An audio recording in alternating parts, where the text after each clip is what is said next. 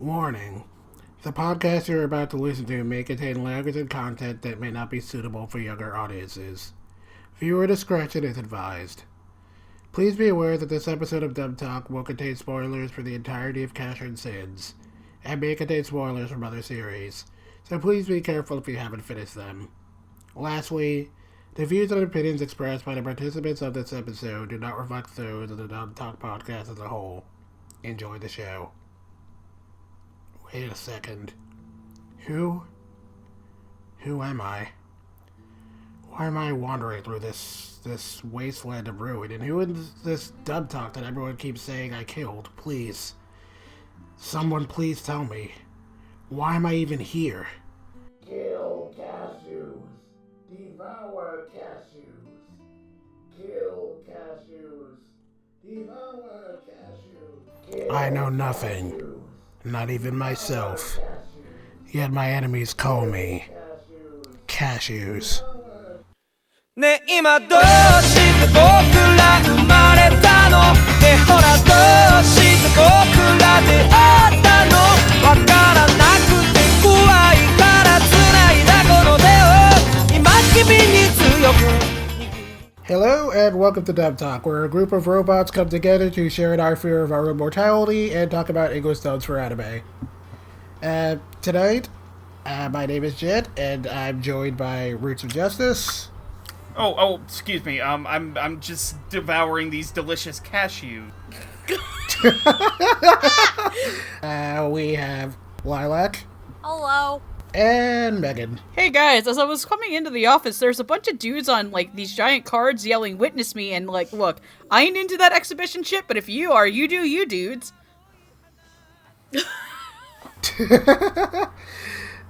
Thank you to all 2 people who get that fucking joke. We ride out shiny and chrome. Stop it. Thank you, buddy. Okay, so we're all here tonight for an episode of Dub Talks Classics, where we go over dubs or series that have left some kind of mark on industry. So what are we here to talk about, you might ask? Well, hold on. We're here for another reason aside from it being a Dub Talk Classics. Yes. Yes. Everybody sing it with me! Happy birthday to you. Come on, Kill the everybody. robots! Birthday to you. Kill the robots! Happy birthday, dear Jet. Death and robots! Happy birthday to you. It's Jet's birthday! Or it will be exactly 2 weeks from now. I know, but we're gonna be at a convention, so... But that means Happy we can birthday, actually dude. give you cake.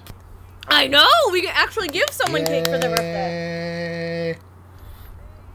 Okay, so, back to being serious for a second. So, what are we here to talk about, you might ask? We're here to discuss one of the first shows to appear on the Toonami block back when it was revived in 2012. No, it's not Dead Man Wonderland. We're here to talk about the much beloved and not at all divisive classic, based off of the 80s tokusatsu anime Neo-Human Casshern, good old Casshern Sins. What's up? Okay, so if you aren't familiar with Casshern Sins and you want to know what it's all about, I'm actually going to read a synopsis off the back of Funimation's Blu-ray release, and I want you guys to tell me on a scale of 1 to 10 how desperate they were to market this. I wonder if it's the same summary that's on the back of my save edition.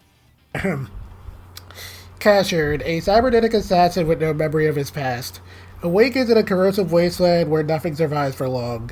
A plague known as the Ruin sweeps this once vibrant world, reducing everything in its path to rubble and scattering any chance for salvation. Robots and humans alike, or what little remains of them, seek vengeance against Casshern for the life he took and the role he played in their ruin. A machine built to kill, Casshern murdered the last hope for this world, but now lost in a future he does not recognize, he will fight to save the dying. So basically the plot of the show can be summed up as the Cards Against Humanity card teaching a robot how to love. You're not wrong! That summary is just angsty as shit. It's not even funny. We turn on Skynet once. Once! And look at what happened. Look at all this shit. Whoops. I don't know how to come back from that. Yeah, so before we get too deep into things, I know Steph and Megan are here because I obviously dragged them into this. No, technically, since this is a birthday episode, I dragged them into this. I dragged myself, thank you. Okay, that's true. But anyway, I know you've seen the show before, Rude, so what's your history with this? Well, I had actually back in like 2008 as the show was airing, my internet connection was too terrible to actually torrent things. So I heard about this show entirely from secondhand, and I remember watching the YouTube stream of Funimation's Otakon panel back in, I want to say it was still 08 or 09, back when they dropped this and Eden of the East, and like, holy crap, it was one of their bigger years there, and I ended up picking it up at, I want to say it was at an Anime Boston, and it just kind of sat on my shelf for a while until a friend of mine noticed it and was kind of interested, so we watched through it, and it was really good. And then 2012 rolls around, it shows up on Toonami, and I'm like, holy crap, people are actually gonna, like, watch this en masse now. So, that's my history. Cool. As for me, I also have a bit of a long history with this one. Like you, I actually discovered this back when it was still airing way back in the year of 2008 while I was still in high school. I was browsing through Crunchyroll back when that company was still riding the high seas, and I noticed a cool looking character who kind of looked like Mega Man. I mean, you can pass for it as a different version, alternate version. He looks like he rolled out of Gotchaman crowds sometimes. Yeah, funny thing, like, there actually is an abridged series for this, like, only 2 episodes, but they called it Casshern Sins.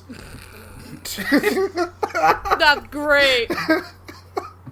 Yeah, so anyway, that kind of caught my attention, and while I didn't, like, totally get the first episode, I was kind of interested in seeing more of it, and I ended up keeping up with the show through to the end.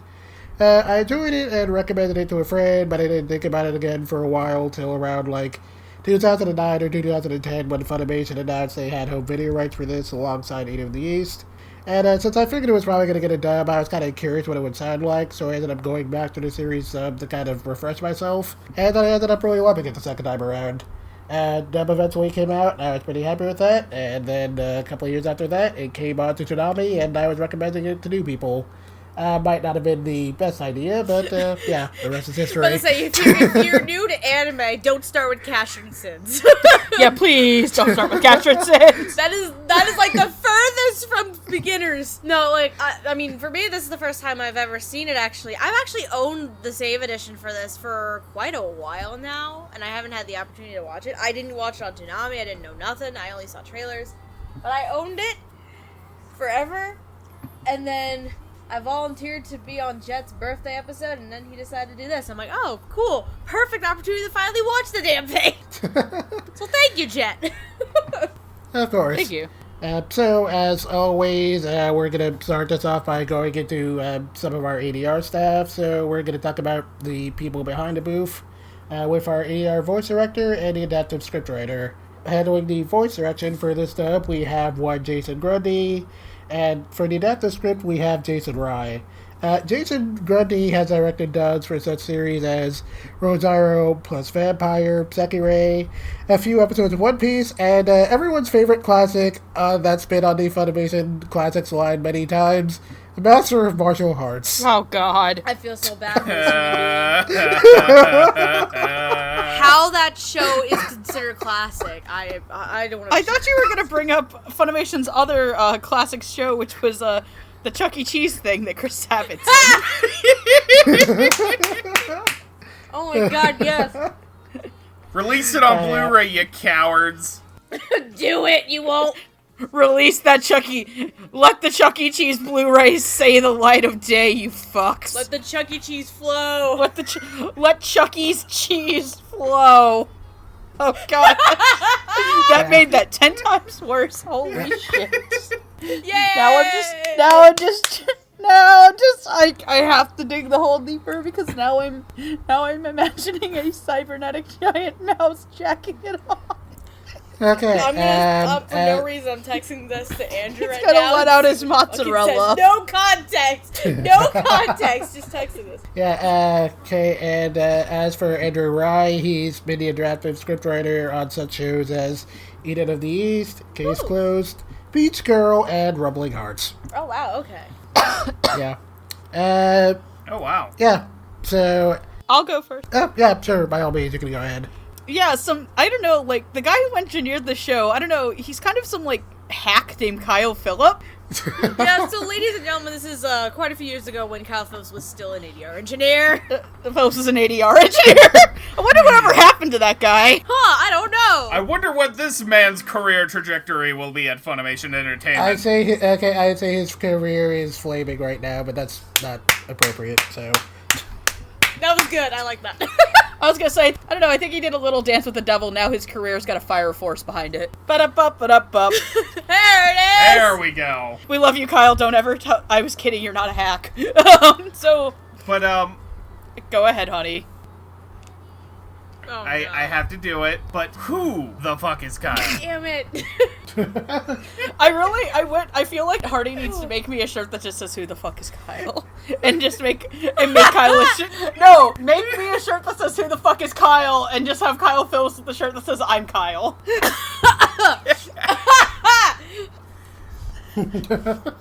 I'll see if he'll do it for me. Who the F is Kyle? I'm Kyle. Oh my god, yeah, you need to DM him. Just make Kyle a shirt that says I'm Kyle. So no, it has been a while since I've watched a dub this old from Funimation. Like, I think I do have some stuff on my shelf that I think predates this, or at least goes back that far. I'd say this was dubbed in what, 2012? Around 2010. Okay. I'm about to say 2010, because if it was Okay, announced so around this the goes same back time as far Independence, that was as the dubs first like Baccano, Bamboo Blade, Birdie the Mighty. Like that era. Yeah. Mushishi. Right. So it's been a while since I've watched a dub that's a little like it's in within this decade, but it's kind of older and not what I'm used to. I really enjoyed it. I thought a lot of the one-off. This is a show that, I'll be real, I like this show better when it didn't have a plot.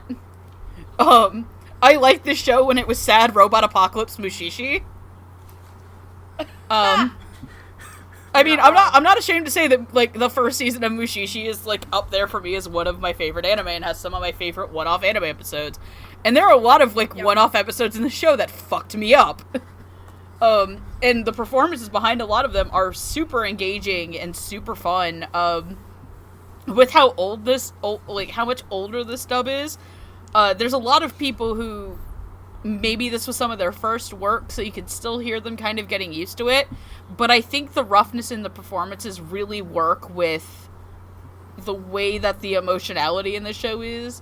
I think that the writing never seems, like, too out of place, and I've never gotten to watch the Japanese of this, and frankly, after watching this show once, I don't think I'd go back and watch the Japanese. Not because I think the show is bad, but it's just, this is not a show that I, like, it's once a year, it's time to, I'm not our friend Lauren who just boots up the devil as a part-timer every 3 months. Sorry, honey. Sorry, Lauren, I love you. I think engaging dub, I think the writing's really done, I think the casting's really well done. When Jet said, I hope you don't know who plays Casshern to me, now I understand what that joke is. Now I understand you, motherfucker.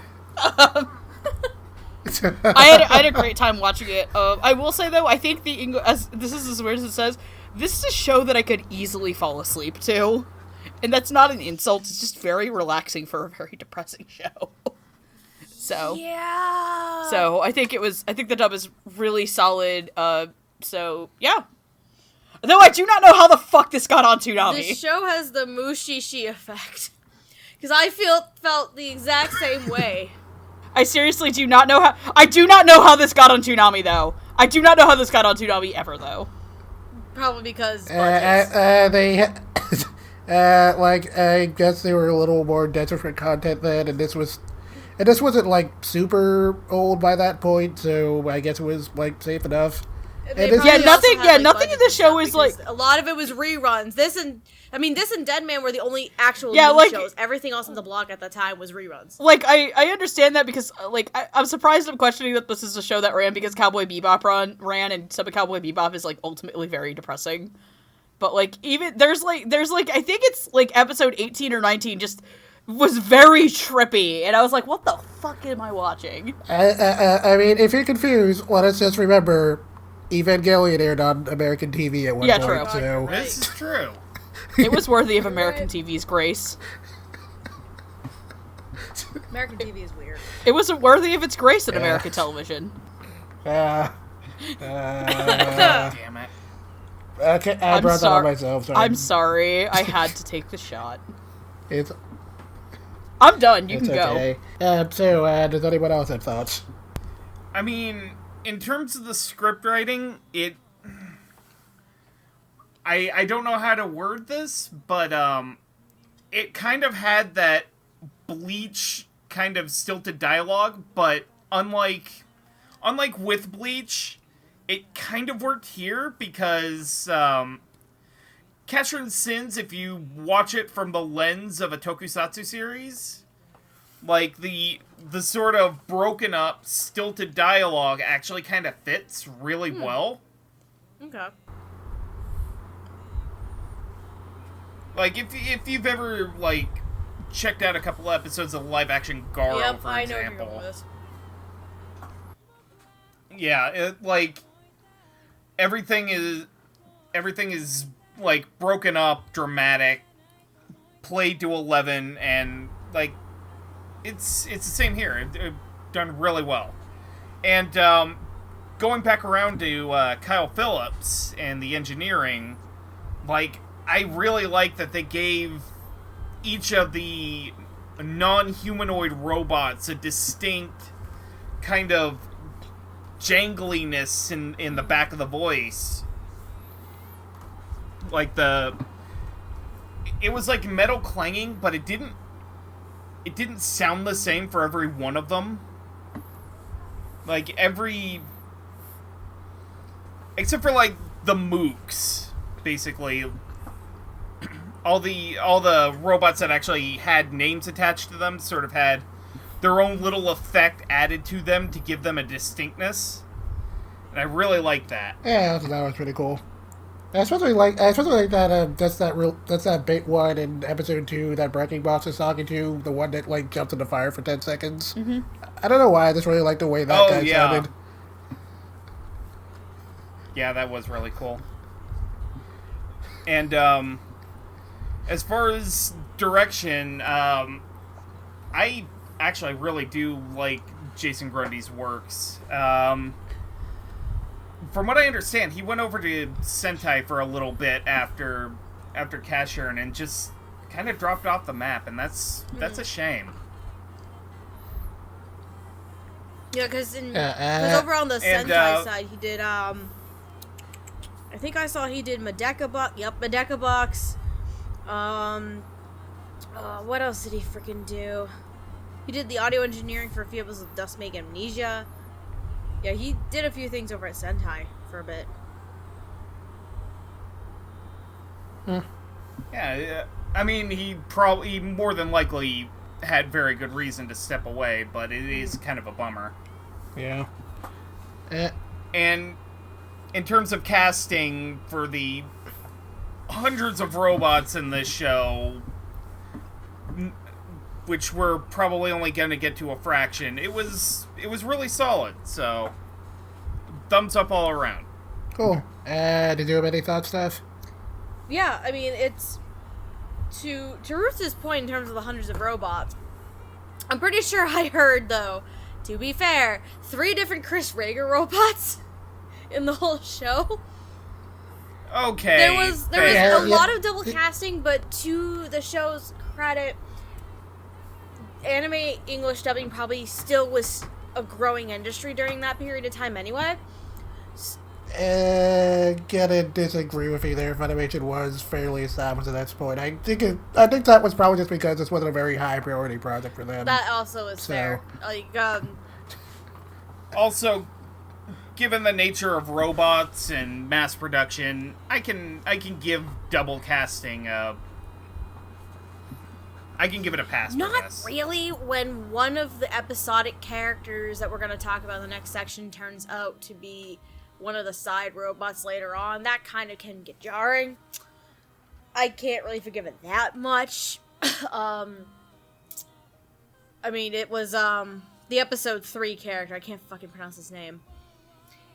And he's the human character, too. Oh, yeah, I heard him, too, as another robot, and I was like, wait a minute. Yep, like, something like that. I understand maybe this one wasn't a high-profile, important project for Funimation, but still, it's like, really? Can't do a little bit to distinguish a little bit more? But, I mean, outside of that, because I've only watched this show once for this episode. I haven't had the opportunity to watch it a second time to get more in depth to it.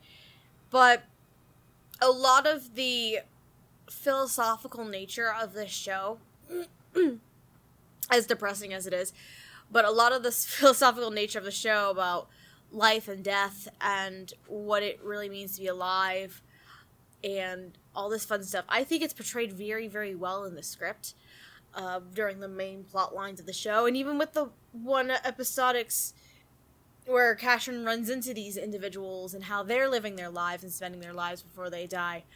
It's very interesting and compelling to watch these. And the casting of the show is very solid. There's at least a couple people I know nothing about, and probably for good reason. And then we're not going to be able to cover, again, obviously everything, but it's a wide range that we definitely would have seen back in the day, like almost a decade ago when this show was recorded. Like, there's a Chris Patton in there, there's a Jeremy Lee in there, there's people we won't talk about in there, but the casting's very, very interesting in terms of the time period that this show came out. But I think the strongest is definitely the major characters. I would say definitely the biggest 4, definitely for sure. Casshern, Louise, Ringo, and Hoji. I love them. They're a fun group to listen to and have banter back and forth. But yeah, definitely it's solid on the directing front, solid on the writing front. It's just the really, while I understand this might not be a big profile project for them, having the distinguishing between an episodic character and then having him take a background role later on, it kind of makes things a little weird and jarring, especially if you're very familiar with voice actors and their distinctive voices like we are. That's the one criticism I think I would have of that show. That's still, like, my biggest criticism with the Bungo Stray Dogs dub is, like, sometimes I watched it and I'm like, oh, you're also a big character in this, so. Yep. It's the same idea. One other, to be fair, I would probably give Casshern Sins, in particular with the character you're talking about. His particular actor wasn't quite as well known in the 2009-2010-ish time frame than he is now, so That person has a very distinct voice. Yeah, I'll actually have some interesting words about that when we cover them, but as for me, real quick. Yeah. So, I'm not, like, super familiar with Jason Grundy's directorial work, since it seems to have mostly been centered around, like, early Sentai dubs and fan service shows, and while I've definitely seen at least an episode or 2 of Sekirei and Rosario Vampire... I'm sorry. Oh, no, sorry. I'm so sorry for you. I mean, I used to like Sekirei, and the Rosario Vampire manga was really good, not the anime. It's been such a long time I couldn't really tell you what those dubs were like, though. But as far as this series goes, I definitely like what he brought to the table here. The casting here is definitely pretty diverse, makes a good use of experienced veterans, some folks who were fairly new at the time, and a few out-of-towners from the Houston area. And a lot of the performances here are really solid, and while this dub could have, very easily sounded awkward or over the top, given the amount of melodrama and the setting and all the heavy prose in the script, it all comes together really well. It doesn't matter, everyone here sounds consistent and well casted, maybe bearing 1 or 2 small exceptions. Andrew Ryan's adapted script is also really good, and while he had the very difficult task of making all this show's prose and metaphors sound coherent in English, I thought he pulled it off really well. And the script does a great job of capturing all the show's scenes that end up sounding too stiff, or, straying from what the original script was going for. And I gotta say that for how low-key of a project this probably was for Funimation at the time, I'm actually really impressed with how well this holds up. I mean, it's not quite my favorite Funimation dub, but it's been pretty high up there for me for a while, and I'm definitely glad it held up really well for this rewatch. And with that, I guess it's time to actually start talking about some characters. So for our first group, we have a few of our one-off characters who all show up for a single episode each. Those characters are Akos, Sophita, and Lisbelle. Akos is a wanderer who travels with Casshern for a bit and is one of the last remaining humans on Earth. Sophita is a female warrior robot known as the Angel of Ruin. And Lisbelle is a female robot worker who wants to build a giant tower with a large bell. So playing Akos, we have Ian Sinclair. For Sophita, we have Carrie Savage. And for Lisbelle, we have Stephanie Young. Ian Sinclair, you'll have heard in such roles as Danny in Space Dandy, Fabro Leone from Brains of Bahamut, and Yang Wenli from Legend of the Galactic Heroes. And My husband! Stephanie... one of my many fictional Stephanie... husbands, my potential real one, is on the call. We gotta make the distinction known here. Yeah. Stephanie Young, you've heard as KK in Blood Blockade Battlefront, Claire from Claymore, and Nico Robert from One Piece. As for Carrie Savage, I don't think she's a name we really got to talk about on the podcast before, since she doesn't do a lot of newer stuff these days. No, so I'm very happy we get to talk about her today. Yeah, but she's been around the block for a while, and she's played such characters as Salty from Salty Ray, Mika Hariba from Durara, and Lisana Strauss from Fairy Tail. So, gonna pick a random name to start us off. Roots. Alright, 1 second. Ha! You forgot the most important Carrie Savage role, least in me. Which one would that be? She's Moromi from Paranoia Agent. You forgot the most important Carrie Savage role to me. And what would that one be? And that's the Mokunas. Of course. Look, I've actually, Moromi is like... cute and adorable. This can be cut out. I actually got to, like, one of the first MegaCons I ever went to, like, she was a guest there, and I got to, like, sit with her on the bus back to the hotel, and she's, like, one of the nicest human beings you'll ever meet. Like, I talked to her for, like, a half hour. She's, like, one of the nicest people ever. Cool. Nice. Alright, so, I guess I'll do this in episode order. So, I gotta say, I actually really do enjoy the kind of casual Ian Sinclair performances where he's just playing a guy, sort of the Yanwen Lee's of Jet's little montage of characters he's played. Like, except Akos is not a young Win Lee kind of guy. True. He's a snarky but motherfucker. he's just out there living his life, you know? But I just like that he's, like, down to earth, actually kind of having pleasant conversation with Casshern, and just, he's so laid back. That philosophy is great, by the way. Like, he's just like, oh yeah, I eat, I shit, I eventually die. That's a thing. Yeah, it's a fun thing that reminds me of, like, the initial Toonami broadcast, because it was back when they couldn't say... It was back when they couldn't say shit without bleeping it out, so, like, so during that line it was actually bleeped out a little bit. It was hilarious. I eat, I fuck. I think they do actually have to don't.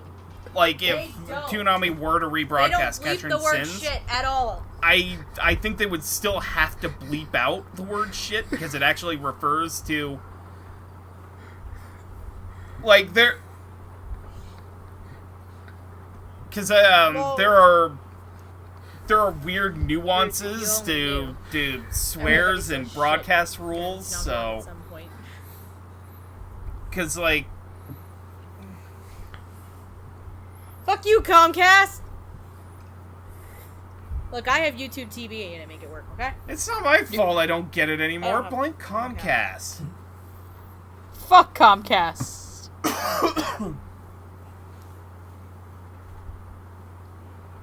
Yeah. I also have kind of crappy internet, so there we go.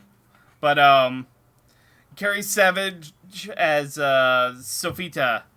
I actually do kind of really like how childish she plays the character. Like, it's probably even a thing in the Japanese where she refers to herself completely in the third person. And, like, I wasn't that big of a fan of the character because I'm not big on the all I do is fight and I want to be the strongest kind of characters. Which is going to be a really big thing later on in the episode, but... Yeah, but Sophia's character's not really one of those. She uses fighting to get across her feelings. True. That's a little bit different. But really, on my first watch through of the show, I thought she played too much as a kind of Goku type character, where they're just fighting because they like fighting, like not necessarily to protect anyone or. Like, this was around the time I was really starting to understand the Japanese side of Dragon Ball Z, and, like, Goku's not this paragon of justice that the dub played him out to be. Oh, well, yeah, that was definitely a fun revelation. Mm-hmm. But yeah, I generally liked her performance. She gave Sophita sort of a weird bubbliness. That I really wasn't expecting. And Stephanie Young as Liz Belle, holy crap. I actually think episode 7 may be one of my favorite of the episodics. Like, just because, like, Stephanie Young gets across that sort of lusty energy that Liz Belle shows for Casshern, which, as it turns out, she wants his body. To make her Belle. Oh my. To be fair, everybody wants his body. Well, okay, look, that's a very consistent theme with the show. True. I think everybody in Casshern Sin wants Casshern's body. God damn it. Some for different reasons Some than people others. just want to like, eat him out. Okay, let's be fair. And Roots is broken. Okay, I mean, let's be fair for a Good second. job, Megan. You broke Okay, your let's be fair for a boyfriend. second. Have you seen Casshern? Very Bishonen. Oh. You did it, hon. You did it. That's my job. Don't worry, I cuddle. I make it up to him in cuddles. But in all seriousness, like, she gives Liz Belle sort of a determination, and then, like, really passionate toward the end of the second act, and then the big reveal that, oh yeah, she's just trying to grind Casshern up to melt his components down and make her Belle to make the most beautiful sound. And dear God, when she's talking to Ringo about the bell, where she's just doing the ding dong, ding dong. God, that was heartbreaking. Like, I really like this batch of characters. Liz Belle may be one of my favorites of the individuals, other than one that we'll be talking about in the next segment. But yeah, great all around. I may as well go in episode order 2 just to make my life easier, because that's also how I write my notes. Ian Sinclair he's just a guy. That's really the point of his character. He's just a guy. And he's the first sign of humanity, really, that both us as the viewer and Casshern really get to see and acknowledge as the first sign of humanity and a person on this world. And he has... What did I write? He has really good insight as to the world around him. Again, the entire show has these philosophical tones and contexts with, like, life and death and what it means to be alive. And one of the big points for Ian and Echo, I can't pronounce his name. Thank you, Akos, is at the end of the episode when he does die. God, what was it? He wanted to die alone, was that it? He didn't want to die alone, he was afraid. Yep, that's what it does. I know the thing is, he didn't want to die alone. The last few days that he spent with Casshern and just talking to him and traveling with him kind of just relieved that for him a bit, and it was actually really, really nice and sweet to see. Ian Sinclair is the person in the last section that I referenced as having the distinctive voice that ended up as a background robot character a few episodes later. So, going from that to background, that's... Again, I understand things happen. This might not be huge on of a show that on people's radars at the time, but still, that's kind of, to me, just like, could have done something else, or at least waited a while longer. Half a show later, I think he popped up again as another robot, like towards the end or something too, actually, possibly. But like at that point, that's different. Like with the Akko's episode still being fresh in my mind, and then seeing him pop up as a robot like 2 episodes later, it's like, wait, what? I think that's where I'm like, hold on, wait. But otherwise than that, he's definitely a very solid performance there. Sofita, I actually really like Sofita's character a lot. She has such a passion and a fire about her. Because, yes, her big thing is that she wants to fight. She loves fighting. But, like I was saying before, to counteract with Roots, she does it because that's her only way to get her feelings across. And she makes that very clear when she tries to fight Casshern towards the end of the episode. Because she doesn't know how to handle her feelings or what to even say. She can't even find the words. So she uses her fighting in order to do so, despite Casshern's desire not to fight her. He just lets her do it anyway. She kind of just goes with it. And it's actually really sweet. And Carrie Savage, I think, gives such a graceful and almost beautiful tone to her. It does have childlike qualities, like Ruse was saying, but I think there's more of a beauty and a grace to the tone and the character that I really, really enjoyed. And her passion just really shines through in a single episode, and that's why I think, out of the one-off characters, I think Sofita's one of my favorites. As for Stephanie Young, we're used to Stephanie Young performances and roles being pretty boisterous and pretty, depending on the character, almost like a seductive tone to it. This is not one of those times. Stephanie Young has a much more soft and almost a breathy quality to her performance as Lisbelle, and I think it's actually fits rather well given the character that this character Lisbelle is. It's quite different than what Stephanie is mostly known for, and Lisbelle is very creepy. It's creepy, yes, but like Ruth was saying, is also in a very sad kind of way, where she wants to have the bell ring because she wants to give some kind of beauty in a desolate world like this while everything is in ruin. And the more Casshern learns about her, the more he feels for it. But at the same time, she's creepy as fuck. Trying to take all these robots, including Casshern, and be like, you're gonna be part of my bell! Wouldn't that be great? We can make a nice, beautiful sound. It's like, Stephanie, no. No, Stephanie, don't kill the robot. You don't do that. But, yeah, it's definitely, in terms of what we're used to with Stephanie Young and her range and her performances, Lisbelle is definitely a different character with a quiet and more breathy quality to her vocals. And I think for this kind of character, it works rather well. It's kind of a general thing with a lot of these characters because this is a more low-key kind of show. It's not out there and boisterous and ha and all this fun stuff. It's a much more quiet and subtle kind of context that you have to present here. And Stephanie Young is definitely a huge factor into this as well with her episode. But yeah, all three of these are very solid. Alright, so we'll start with Ian Sinclair's Akos. I genuinely was super surprised that this was Ian Sinclair's character.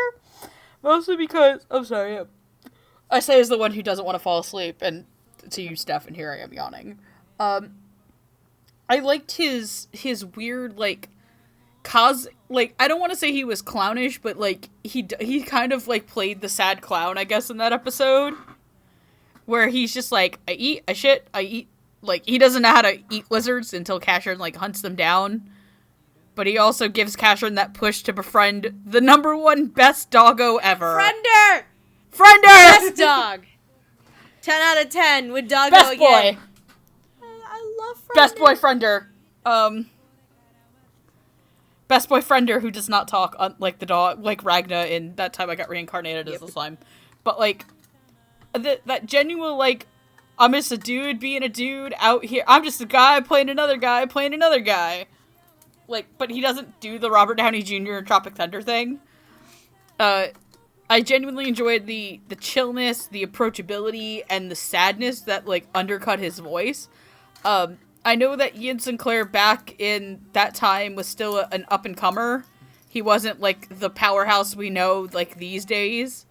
And I genuinely really enjoyed it. I wouldn't have said this was more... I would say this is more in the Yang Wen-li wheelhouse, but not the same tone. Yang had a lot more confidence in his voice compared to Akko's. Moving on to Carrie Savage, I thought she was delightful and so much fun to listen to, and I think Roots really nailed it when she said she had the sense of, like, childlike wonder to her. But her childlike wonder is very juxtaposed to another character's kind of childlike wonder that you see, and, like, the more, like, it's not that she fights because she thinks fighting is strong and stuff, because that's, like, she's like Goku, and Goku can't, look, Goku can't get it up for his wife, but he can get it up for a fight. Yeah, that actually like, seems very apt. Whenever he's like, away, she has to do something. Chi-Chi's probably got the biggest, fattest dildo for home use. I mean, when she's there, she has to do something. Goku doesn't get it up unless he hears a fight bell. She probably had to ring one to even get... Let's be real, she probably had to ring one so that Goten would even come into existence. But I'm gonna stop there. She has this childlike wonder, and, like, it's really weird, because I think I'll talk about it more with the character in the next segment, but, like, it feels like she couldn't express herself without it. And that, childish wonder was, like, I don't know, it felt like a 5-year-old who smacks their sibling around because they don't know any better. And even though that's going to get them in trouble, they still keep doing it, and I really think that she gets that across well in her voice without making her sound like a little baby child. She sounds like a young woman with the brain of one. And then Stephanie Young's episode is probably, like, number 2 on the list of things that just absolutely fucked me up in the show. Just the whole, like, she gives, like, a chilling performance, especially the part where, Oji and Ringo find her up on the tower, and she pulls like she's ringing the bell, but the bell isn't actually there because it's fallen off the tower, and she just starts going, ding dong. It's like, oh, this is very depressing, and I do not like this. This makes me it's an uncomfortable performance. And, like, it's good that it's uncomfortable, because I think the episode itself was made to be uncomfortable to get you to think about it. And she, like, and the levels of, like, kind of sexual undertones it has, like, I felt like this episode was, like, the single most sexual, like, second most single sexual episode of Casshern Sins, behind, like, another episode, which we'll get to when we talk about that character. But overall, I really like the 3 performances, and I think that these 3 episodes, as well as one of the ones we're going to talk about in the next episode, the next set of characters, is, like, what I thought the best about Casshern Sins. So yeah, good on them for being a really strong ensemble. Cool. So I'll also go in episode order, starting with Akko's. So Ian Sinclair's Akko's is particularly interesting for me because this stuff was coming out during the point where I was just kind of starting to buy anime regularly and maybe pay a little bit better attention to voice actors. So this was actually the very first Ian Sinclair role I ever heard. I mean, now that I'm a little more familiar with him, I actually have to say that honestly, if I were to go into this show fresh, I might not have been able to tell it was him. Casshern is definitely a very bleak show, so what I like about his performance is just kind of how much life he brings to Akos. I really adore just the sense of playfulness he gives to him during all his interactions with Casshern, and, just how much he makes the guy sound like a regular dude you'd want to hang out with. But, at the same time, Akos is, clearly a man who's gotten into his share of trouble in the past. And I appreciate how Ian's performance can kind of shift to a more serious tone during his, few moments of introspection. And, while, still keeping very consistent with Akos' very lively attitude. But definitely my favorite moments for him were definitely the scene where he's kind of, talking to Casshern about how trying to run away from his crimes hasn't really done anything for him. And, and also his death scene where he kind of admits in the end that even with all the crimes he committed, he was kind of scared to die alone. And it made me feel for this guy, even though he was a one-off character, and I really just liked how much nuance Ian brought to this role. And I'm really glad this was my first impression of him as an actor, because even now I thought this was a really impressive performance, and he's definitely been impressing me ever since then. And just also as a random aside, I'm still kind of can't help but be amused at the irony that Akos' last words are that, Yeah. Casshern, Grim Reaper. Oh, just you now given how the say show that. actually Oh, ends. man. Ha ha ha ha! Just because you were right Come doesn't on. mean you're correct. Whoa. Okay, so getting into Carrie Savage as Sophia. Carrie Savage is an actress we haven't got to talk about a lot on the podcast, since, again, her early night anime these days is basically just Lisa from Fairy Tail. And it's kind of a shame because for quite a while she was actually one of my favorite actresses for Funimation. And she was definitely one of a handful of names I recognized at that time. And I've always enjoyed how well Carrie could kind of portray childishness in her character, since my first exposure to her was probably Salty and Salty Ray, who was kind of an adorable little cinnamon roll. And, Sophia is definitely not that. I really like how well her whole childlike attitude comes across when it comes to violence and, the whole speaking in the third person thing, which kind of helped to make the character sound very distinct. But at the same time, while she does sound very childish, I like that there's just something to her general tone that sounds a little unsettling and creepy, which kind of helps you, understand why all these robots are so terrified of her.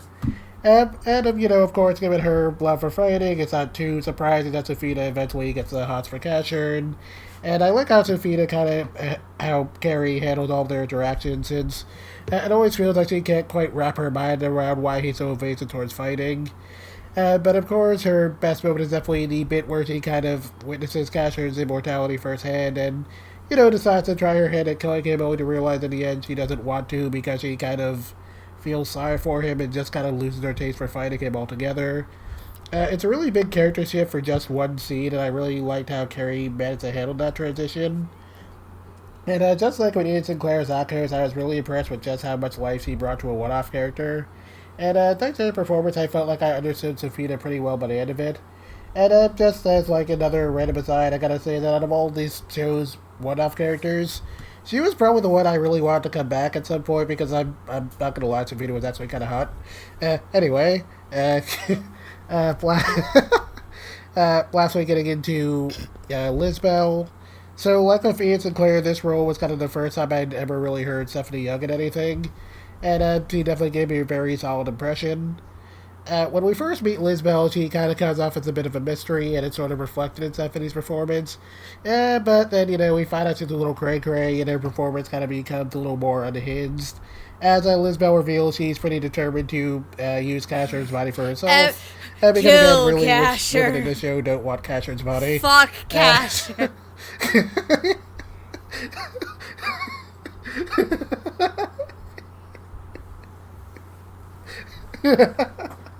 Fuck, Mary, of course, that kill. whole Sure. thing kind of backfires pretty quickly, and ends up making her even more determined to complete her work, and then, things kind of fall apart for her when she learns no one really wants to hear her Belle. And Stephanie did a really good job of selling both the emptiness Belle felt when her life's work just kind of literally fell apart, and, that whole little bit of newfound hope when Casshern kind of called her work beautiful. And, And okay, I'll be honest and admit that I just like this particular episode a whole lot. I just really like how well it kind of, presents the whole idea of how the consuming desire to create something can kind of, help you find beauty even in an otherwise, kind of meaningless existence. And I thought that was really nice. And again, Steph did a really great job here. I liked all three of these a lot. And with that, I guess we're good to move on to our next bit of one-shot characters. And so for our next match, These are some interesting ones, we too. have Janice, Yeah. Nico, Bolton, and Margot.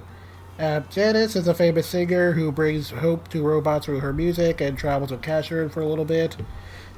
Nico was one of Luna's former caretakers, but had her circuitry damaged after the ruin. Bolton was one of Dio's robot soldiers who tries and fails to attack Casshern and ends up being looked after by Nico after he gets injured. And lastly, Margot is a robot painter who kind of wants to leave his mark on the world before he dies. So playing Janice, we have Caitlin Glass. For Nico, we have Alexis Tipton. For Bolton, we have Chris Sabat. And for Margot, we have Greg Ayers. Caitlin Glass has played such characters as Winry Rockbell from Fullmetal Alchemist, Haruhi Fujioka from Ouran High School Host Club, and Stylizer L. Bridget from Freezing. Alexis Tipton has played such characters as Pearl Faye from Ace Attorney, Faye Hatsume from My Hero Academia, and Moko Akasiya from Rosario plus Vampire.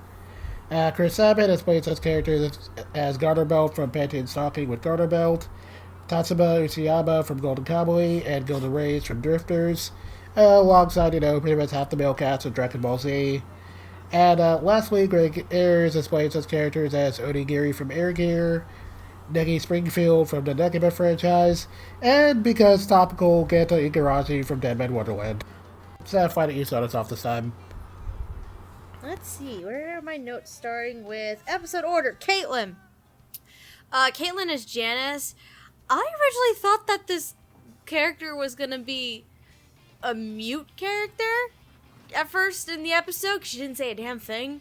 And then she only really started talking when she's talking to Casshern, and I was like, what the fuck? Which made me very confused as why we were going to talk about her, at least at first, but then I understood. But Caitlin is another performance where it has such a grace and a poise about her, almost regal to a sense, not to the extent of a diva. And Megan will appreciate that since we talked about a diva yesterday, actually.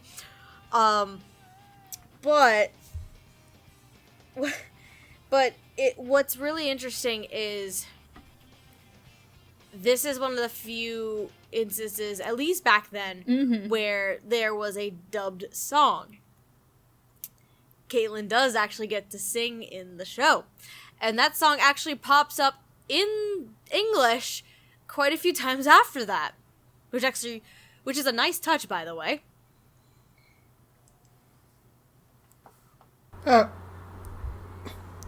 Yeah, also like a very interesting fact, the song was actually also in English in the Japanese version. So it's safe to say that the song is basically a one-for-one translation.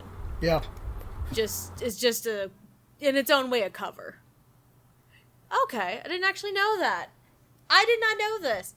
Again, I first time watching the show this weekend, but that's good to know actually. Because then I don't have to question the lyrics of the song and how it was written, because that's the same in the Japanese. Cool. But yeah, it sounds really, really beautiful. The song itself, and Caitlin's voice is just fantastic, and again, it's the song in Caitlin's version. And now that I'm learning about this, Caitlin's version of the song is used several other times throughout the course of the show as part of the actual soundtrack, which is actually a really interesting touch. But Caitlin's Janice definitely has like this grace and this poise about her that I just really loved and I really found amazing. Alexis and Sabat, I'm going to kind of talk together because they're both in the same episode. So, Chris Sabat's Bolton is this tough guy, but he kind of does soften up as the episode goes on. But his interactions with Alexis as Nico are just fantastic. Because he's like, the fuck you doing, kid? Why are you giving me this flower crown? I don't want this shit. Leave me alone. But the more he interacts with Nico, the more he just kind of becomes fond of her and wants to protect her. And the end of the episode is actually really saddening, because both Chris has to just sit there and wait for essentially his own death. Meanwhile, he's watching over Nico, who unfortunately dies at the hands of one of the other robots, and ends up buried. And Alexis's character is also just a kind and gentle little girl. Nico actually used to watch over Luna. Yeah, that's one of the key parts in it, is with her keeping an eye on watching over Luna, similar to another character we're actually going to talk about in the next section, as well as the Yuze's older sister. She has this malfunction, all this fun stuff. But Alexis is still like this kind and gentle little girl, and always just caring for others. She wraps up Casshern's leg. She tries to wrap up Bolton's leg by giving him an arm for a leg. That shit was adorable. He's like, "What are you doing? This isn't even a leg. You're giving me an arm for a leg, you idiot." And she's just sitting there all smiles like, "Ha!" Freaking Nico is cute and adorable. Alexis just makes it cute and adorable. And then where is my note about Greg? Greg, I think, is the other one-off episodic character that I really, really enjoy. Because he has a lot more of the philosophical tones to him, because he wants, like Jet was saying, he wants to leave his mark on the world, but he's an artist, and he's one of those stubborn fools who just doesn't want to die until he delivers the world his masterpiece, which for him is basically painting the town, because the town that Casshern visits, where he meets Margot, is one where every ruler of that town will paint over it, the entire city, a different color. So Margot's idea is to paint the entire town in his color, not to show that he's a ruler, but he wants to give some kind of life to that city once again, which is actually really, really interesting. Again, going back to the themes of what it means to be alive, what it means to want to die or want to live, and it's just the portrayal itself. Greg is another one that usually 8 times out of 10 he plays these very loud and spastic characters, but similar to Stephanie Young as Lizbelle, Greg's is a very softer tone, and in a way, this is the kind of tone that really resonates with this character rather well, and I think it's a perfect match, given the artistic and eccentric personality that Margot might have, but also the quiet, kind of thoughtful and contemplating demeanor that the character also has. So I think out of all of the single episode characters, Margot might be my favorite.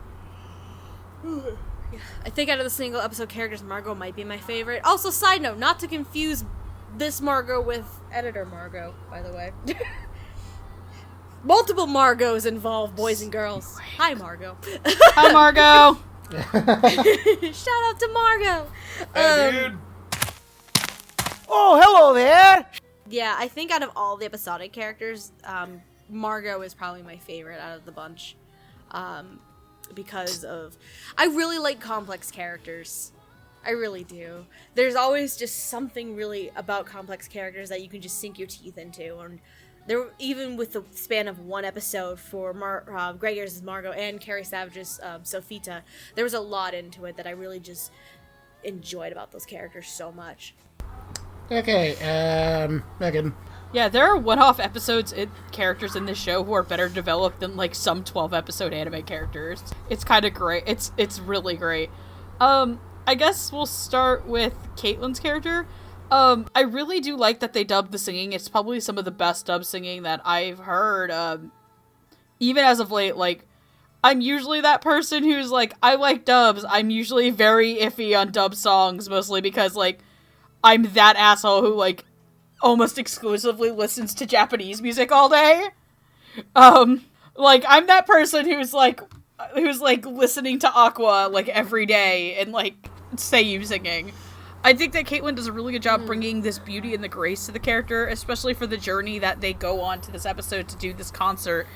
And just, I really do like that they used her singing and then another actress's singing later on, because she's not the only person who got to sing. I think that she was good. I don't remember her episode as much as the show went on. Like, it didn't stick with me as hard. Who did stick with me and wins the derby of the episodes that fucked me up the hardest were Sappin and Alexis Tipton. Margot second. Because, okay, the way that they code Nico is as a mentally disabled child. And Alexis is giggling and just joy and childish wonder and fear maxed against Chris Sabat's anger and just, like, why the fuck am I alive? Just let me die. Jesus Christ, I hate this shit. Go to hell, I don't want your help. Is just really, really palpable. Like, it is such... And then when she dies, I think at Chris Rager's hands, too. Just like, holy shit. You're just like, oh no, oh. And then Chris goes like fucking Vegeta and kills him. It's just like, oh no, this hurts me. Like, this sounds the most like Chris Sabat talking like a normal human being type of role. And I really loved it. But I think of all the three of them, though that episode emotionally affected me more, I think my favorite performance out of all of these is Greg Ayers' as Margot. Like, there's just such a hopeful joy and optimism and passion that gets put through in Greg's performance that as that episode ends and he's saying goodbye, like, I got more fucked up by the Margot, not the episode with Margot, the episode with Nico. But I think the closest I got to crying was with Margot asking Casshern to paint him. And just, like, the whole idea that, like, there's, like, I guess this weird undertone of, like, people knowing that they're going to die and accepting their death in euthanasia. And you're just like, oh, Margot, keep holding on. You gotta paint the town, It's like Simba nudging his dad's corpse. Like, Dad, you gotta get up. And except for this time, Mufasa's awake as he's bleeding out from his spine being broken and trampled on. And he's just like, Simba, let me die. Pull the trigger, Piglet. Just... I'm making this 10 times more depressing, and I'm sorry. Really loved it. Again, super solid ensemble performance. It's really hard to say anything negative about a lot of these things. Like, they were super fucking great. And yeah, go ahead, Roots. I'm gonna go grab a drink because I need it.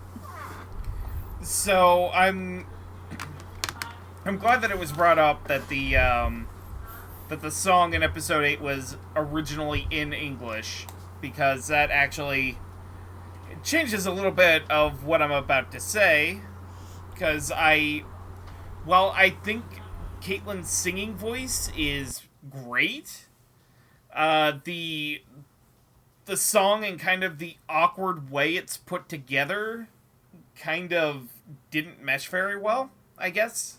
But other than that, she got a really great episode to work with, and the character Janice, trying to get this concert together, and I almost lost it at the scene where all of the robots are getting together, and oh yeah, they've got a violin and a cello, and like they're all joining in. Like, that was really beautiful. Yeah, like, the sequence where the song is playing as Casshern fighting is, like, that whole scene is just really beautiful. But, I do like that Caitlin Glass gave her a sense of elegance without going full bore into diva mode. And, God, Alexis Tipton and Chris Sabat. I don't know if I can add a lot to the conversation that Megan and Steph haven't already, but I got really interesting vibes out of it watching it now. Because, Chris Sabat, I don't know if Jet brought this up with the characters Chris Sabat has played, but I got really big vibes of Kikucho from Samurai 7 from him. Oh, yeah, it does sound very similar to that. Like, I mean, to be fair, Kikucho is a bit more of a boisterous character, while Bolton is just angry and surly, but towards the end, they both have the same general attitude toward a little girl character that leads them to do things that end up being acts of heroism. And I really like Alexis Tipton's performance as Nico as well. Like, that was... She... As much as I was saying with Carrie Savage and the childish aspects she gave to Sofita, like, it really worked here with Nico. And I know she's meant to be a very caring character that kind of had the circuitry of her brain damaged in the ruin, and like she's apparently degrading pretty quickly, and that was it broke my heart when she died. And her acting against Ringo was also really spectacular. And Greg Ayres is Margot, which, by the way, from before, I don't think anybody got the Simpsons joke I was making with Mr. McGregor with a leg for an arm and an arm for a leg. Because it was, he was a patient of Dr. Nix. The quack doctor of Springfield. Who I guess inadvertently swapped an arm and a leg. But it was... Oh. Yep, here comes Roots of Justice with the old 90s references. Yeah! Back to things, Greg Ayres as Margot.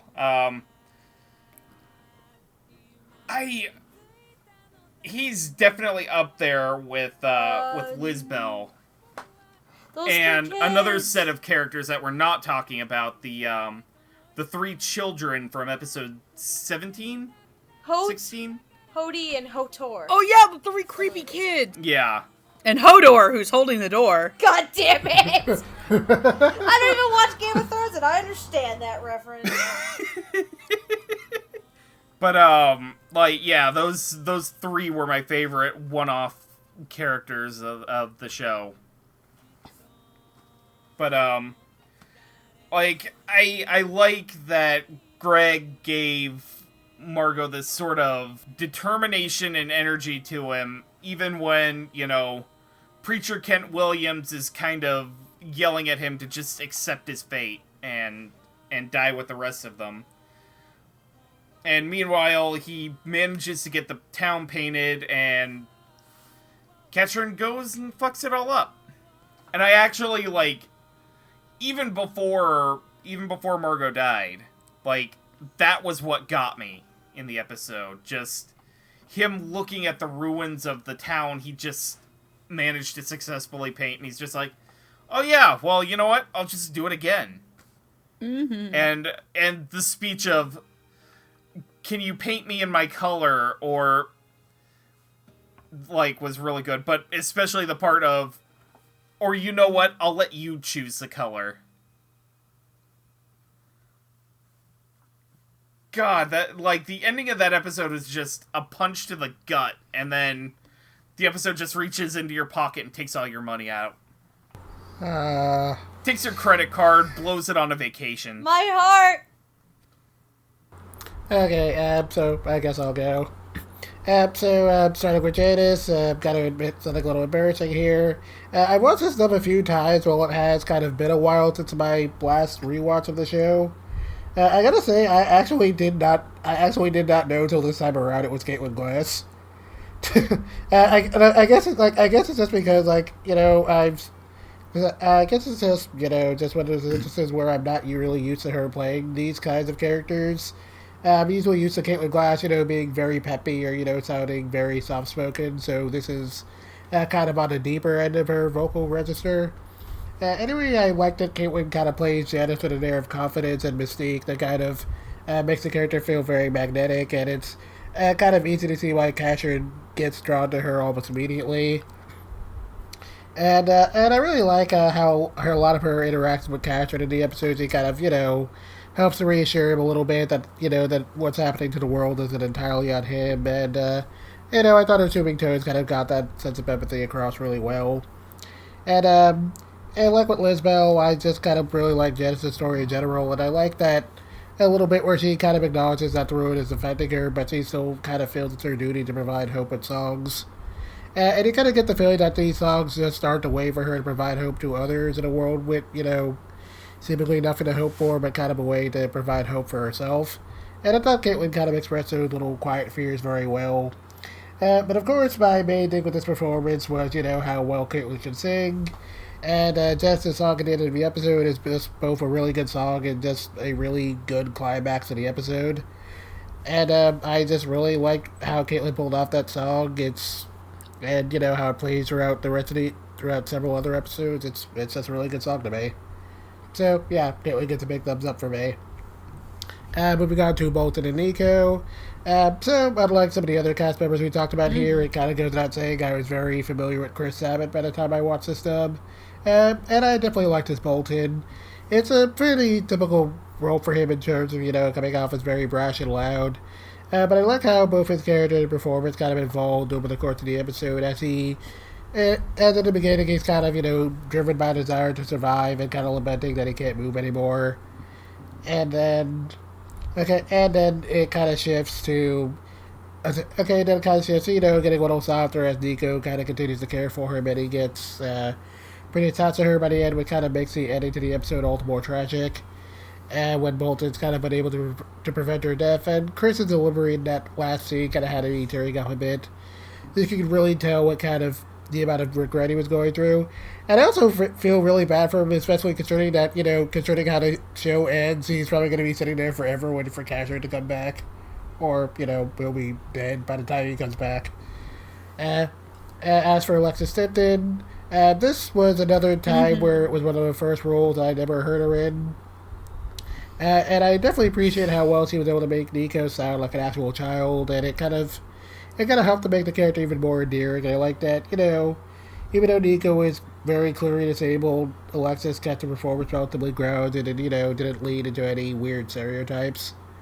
And it definitely kind of goes without saying for me that her stand-up performance, that the stand-up moment for me was definitely where, she kind of protects the Luna doll from the bandits, and the way Alexis was able to carry across her determination was, it was really sweet, and it made me feel sad for her when she ends up kicking the bucket. And then lastly, Greg Ayers as Margot. Of all the one-off stories in this show, this one was probably my favorite, so I definitely like what Greg brought to the table with his performance. I like what Ian Sinclair as Akos. I like that he kind of brought a little bit of sunshine to this otherwise very dreary show. And I like that he did a really good job of making Marco's passion for his art feel very sincere and captivating. And I like that while, this wasn't exactly on the deeper end of Greg's vocal register, that he did a very good job of making Marco sound, kind of a little mature and wise, since it does kind of seem like he lived a while despite how he looks. But what definitely really endeared me to his performance was definitely that scene where he was kind of talking with Kent Williams' character, and, who had kind of decided that, there's no point in trying to do anything if they're all going to die anyway. And Margot kind of just responding that, the fear of death shouldn't be any reason to give up on leaving something behind. And, that just kind of resonated with me. And it was definitely kind of, due in part to how good Greg's delivery was here. And I was definitely really impressed with his delivery during Margot's final scene where he asked Casshern to paint him in his colors. And how he's kind of terrified of the idea of no one remembering him after he dies. It was a really good scene, and, it made Casshern's last line when he says he'll never forget meeting him, that just really broke my heart. So, yeah, good job, Greg. And with that, we're good to move away from our one-off characters and get a little bit into our main cast. So for our first pair of major characters, we have Dude and Breaking Dun, dun, Boss. dun. Dude. God. Yeah. Dude. Got some tremors here. I don't think so. Are there so- any giant think sandworms it's that are gonna come out? Yeah. So Dude is a robot who wants. Yeah. Yeah. Oh, there were? Okay. So So you Dude are is right. a It's robot. just the. Oh shit, my bad. Oh no, there were sandworms in Dune. Sorry. Yes! Okay. So Dude is a robot who once served as Luna's personal bodyguard and has never quite gotten over her death. While Breaking Boss was once the leader of the robotic empire that overthrew humanity and created Casshern, Dio, and Leda. But he's just kind of been reduced to a drifter after the ruin. It's also worth noting that in the original Neo-Human Casshern, he was in fact the bad guy, so yeah, that's a thing. So playing Dude, we have Jason Douglas, and for Breaking Boss, we have J. Paul Slavens. Jason Douglas has played such characters as Tomomi Masaoka from Psycho-Pass, Goto from Parasite the Maxim, and Beers from Dragon Ball Super. As for J. Paul Slavens, he's mostly played a lot of side characters, but he's also done such roles as Amayo Jingiro from Basilisk, Amon from Dragon Ball Z The Tree of Might, and Birdie Biojack from the One Piece 3 Day 2 Years special. Wait, was it 3 days, 2 years? Whatever. Question. Isn't this the guy that, like, used to do music at Funimation who became, like, a Texas state senator? Really? Hold on. I mean, I don't think he's been in anything. Maybe I don't think he's been in anything recent, so Keep that's going. certainly I'm possible. gonna research this shit. Bruce. Alright, so I really liked the episode where they debuted Dune. Like, he's fighting with Dio and Leda, and he just gets his ass handed to him. And then he's wandering around the wasteland, just basically crawling. And then he shows up later, because you initially think this guy is just like a one-off character, and then when the ending changes, and you realize, oh, this guy's actually doing something. And he's Casshern and Liuze find him just crawling in this wasteland of glass. It was a really beautiful episode, by the way. Mm-hmm. And he's just muttering that he has to find Luna, and then he realizes, oh, the guy who killed Luna is right here, and then, oh, wait, she might actually be alive. And just going from one extreme to the other was just... It was really tragic, and Jason Douglas did a really great job bringing that out. Unfortunately, I don't have much to say about the character as a whole, because, like, let's be real, while he's the right hand of Luna, and he shows up again later in the, toward the end of the show, just to basically get abused by Luna, because her entire personality has changed. He really doesn't get to do too much. But I really like Jason Douglas's sort of dry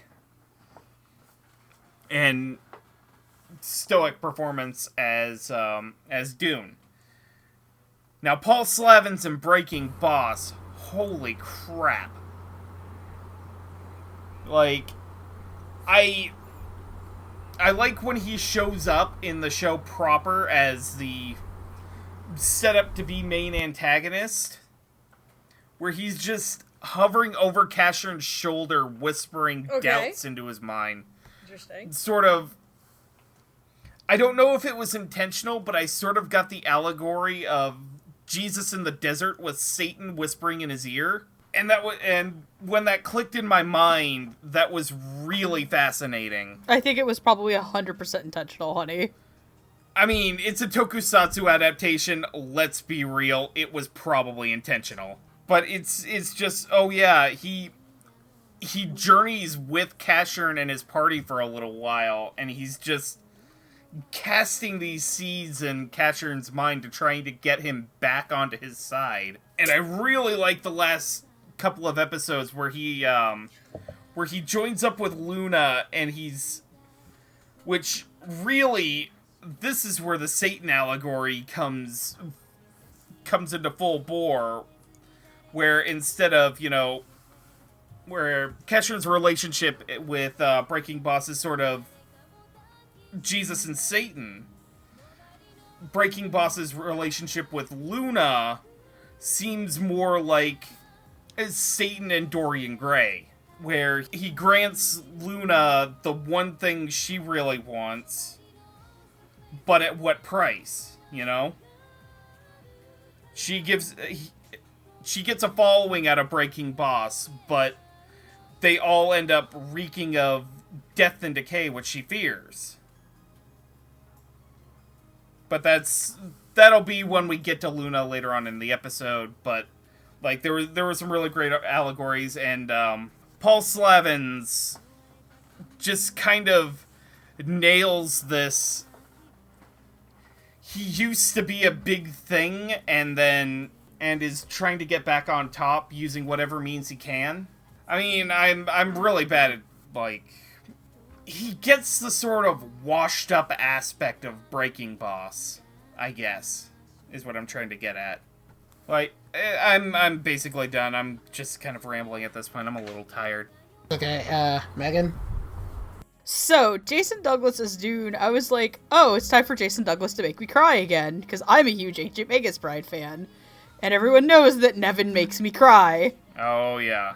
And this reminded me a lot of a less old Nevin from Ancient Magus Bride, where it's like he's more like your 40-something-year-old dad, and to me, the parts where he's kind of dying and decrepit and crawling across the wasteland are very fascinating, but it's the episode where he and Luna get to talk, and he's planting just all these flowers for her, and then she's like, I don't like this, do it again. We have new seeds. And Casshern's like, what the hell? Why are you doing this? They're still alive. And he's like, she doesn't like death. I'm doing it for her. And there's just this sense of okay, this is gonna sound like a really weird allegory, but who the hell here has seen Homeward Bound? Actually, I don't remember. Oh, no. That's weird. Okay. Okay, we're gonna fix that. I've seen Air Bud. Does that at least count? No, that's completely different. Stephanie, shut up. Homeward Bound compared to Air involves Bud. animals that Stephanie, are smart. Stephanie, you are approaching the Sandlot incident. But the Homeward Bound animals talk. Megan. Stephanie, look, Stephanie. No. Stephanie. No. Holy shit, this is like your boyfriend with the Sandlot. Unlike my boyfriend in the Sandlot. Mom said, look, Unlike Mom my said it was boyfriend in Andrew's turn to use the brain cell. No. No. You sit in your cone of shame. No, you sit in your cone of shame. You sit in your goddamn cone of shame. Unlike my boyfriend in the Sandlot. No. I at least know which one Homeward Bound is. Shut up. No, shut up. I can say I haven't seen it. I at least know what it is. Compared to Andrew not knowing what the fuck the Sandlot is and mixing it up Okay, with look, Little Rascal. Homeward Bound and Air Bud are nothing alike. Sit in the corner. No, sit in your corner. Sit in the corner. Fuck you. No, I'm not. Sit in your corner. You are in timeout. You. I don't fucking You are in care. timeout. Okay, I'm gonna need to get you two back on track. I'll be good for Jet. Shut up, Steph! Anyway, where I was going with this was that Stephanie, shut up. For real. Please shut up. In the nicest way possible. Please, let me say this. So, Dune reminds me of Chance from Homeward Bound. The really old golden retriever. Honey? Are you okay over there? Chance fucked me up. Yeah, Chance was the middle dog. Oh, right. What was the old golden retriever's name? Oh, I don't remember, but his storyline fucked me up as a kid. I'm looking this up. Homer, by the way, for all of you who are like actual fetuses, It's about Shadow. a It was group Shadow. of- Shadow. Oh, It's yeah. Shadow. Oh, Yeah, oh, he reminds me of God, Shadow from Homeward Bound. To which, if you've never seen Homeward Bound, Shadow's arc will fuck you up. So, I'm just saying, like, that's what that reminds me of. It's just like an old dog trying to go home, and you feel really bad, and I think Jason really gets that. And then, I am actually super unfamiliar with Paul Slavins as an actor. I don't watch a lot of things that he's in. So I was pleasantly surprised with him. He makes Breaking Boss sound like a cool, devil on your shoulder type of voice. I think he gets it across really well. I was super, super fascinated by him. Even though I wasn't super fascinating with Breaking Boss as a character, I honestly don't think he needed to exist. I think he should have lived as, like, a flashback. What? I'm agreeing with you. He didn't need to be in the end of the show. Yeah, like I said, I like the show, but I really think that the show was better when it didn't have a plot. So I felt he was really tacked on, but I did enjoy the performance. But I'm done, and I'm gonna let Homeward Bound over here go. Are you also looking at Kangaroo Jack? You're out of timeout now. I saw your tweet, Roots. I'll have you know, I'm saw your looking fucking up tweet, the that's DVD all on I'll say. Amazon right now. Why watch Endgame when you could watch Kangaroo Jack 9 times for the same God price? damn. Jesus 'Cause Christ, it's are we all gonna get really fucked up and watch Kangaroo Jack? Okay, for reference, because people are gonna probably be watching this like weeks after the tweet. There was a they were tweet that side basically by side, pointed out that conveniently. Endgame right now is $27 on YouTube, and Kangaroo Jack is only $3. Anyway, to answer the answer, because Megan, you were wondering about Paul Salvins being the politician and all that fun stuff, right? One of you were. The answer is I don't think so. I think he's a radio DJ though, because he has popped up in some recent stuff. Like he popped up in Rolling Girls, Centaur's Life. He's actually in Tokyo Ghoul Route A. And there is a show he is in currently, but I'm not going to talk about it. So, speaking of Paul Salvins, I'm also not familiar with him as a voice actor.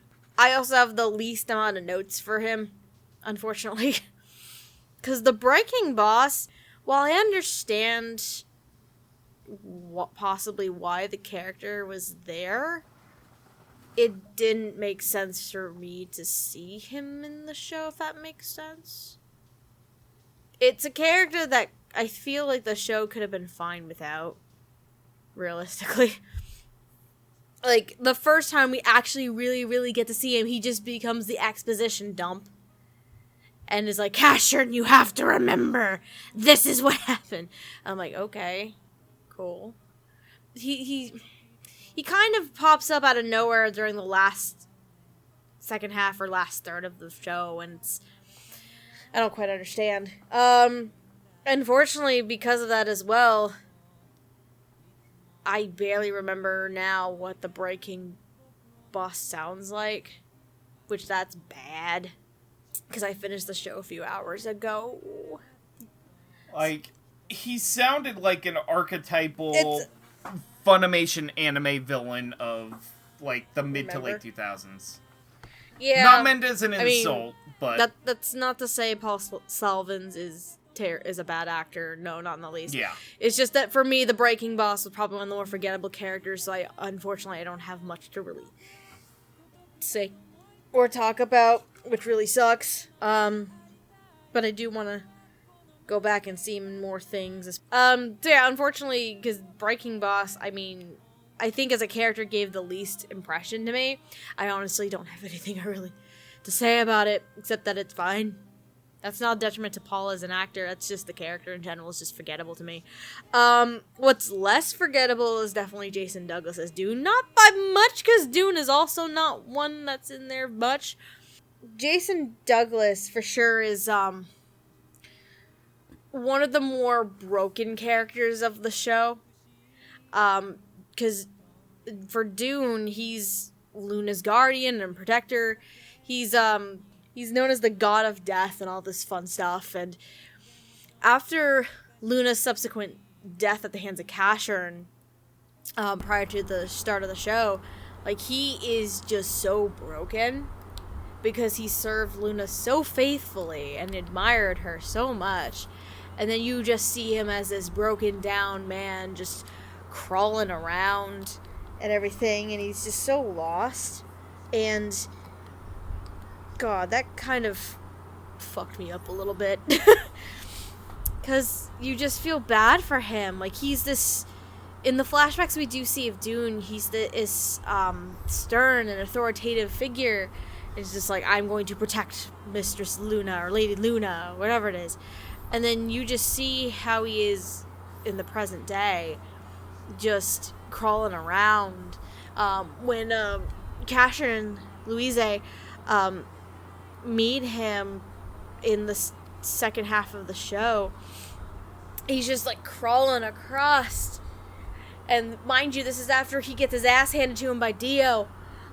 He's just crawling across the ground trying to get to Luna, and he's just still trying to be the guardian. He's still trying to serve his lady to the best of his ability, and his death is just, it hurts. It really does, because he subsequently is essentially betrayed by Luna, because Luna just doesn't want anything to do with him. Like, he's just on the ground, and Casshern and the others are at his side, just trying to make sure telling him to stay alive. And Luna shows up. He's like, she tells him that he smells of like death and decay and wants nothing to do with him, and walks away after everything he did for her. It's one of the deaths that, aside from two big ones, that hurt a lot, honestly. And for Jason Douglas, who has that authoritative voice, who has that commanding presence, I think it works very, very well for Dune and his character, and it really did hit. It hurt. It hurt quite a bit. Okay. Alright, so for me, I guess I'll start with Dune. So out of everyone in the main cast, I probably have the least to say about Dune in regards to Jason Douglas' performance, since the character didn't really talk all that much. I mean, a lot of his lines in the early episodes where he shows up are either like angry growls or kind of incoherent ramblings. But I do think Jason did a good job of presenting this guy as someone who's kind of wallowing in a lot of past regret and has kind of been swallowed by his own failures. And it does make things very interesting when he does actually meet up with Casshern, and then all that regret is kind of channeled into pure rage and a thirst for vengeance. And, and that all comes across really well in Jason's delivery. I mean, of course, though, in the end, even though he loses, Casshern kind of decides to spare him and gives him a newfound hope that Luna's alive. And when we do eventually see him in the next set of episodes, he's been reunited with her, and he's a lot more put together. But he's also, kind of a little bit more reserved and quiet, and Jason does a really good job of making that transition feel very believable. But definitely what really won me over with this one was Jason's delivery during Dune's final moments, where he kind of confesses that even though he's devoted his entire life towards Luna, he's never really wanted anything more than to just kind of watch her from a distance, which kind of makes her complete rejection of him just really heartbreaking. Seriously, screw you, Luna. Good. Anyway, it definitely made this character pretty endearing to me in the end, even if his arc was kind of a little on the nose. And then moving on to Breaking Boss. So out of everyone in the main cast, this is probably the performance I'm kind of the most personally shruggy about. Mostly because I did watch the Japanese version of this show, and I kind of can't help but compare it to how it sounded to the late Kenji Utsumi's performance. So if you didn't know who Kenji Utsumi was, in addition to being the original voice of Breaking Boss in the 80s version of Neo-Human Casshern, he was also the voice of Rao from Fist of the North Star, and Coach Kamigawa in Hajime no Ippo, and the original voice of Shenron from Dragon Ball. So he was a voice with a lot of presence, and that definitely. Damn. Okay.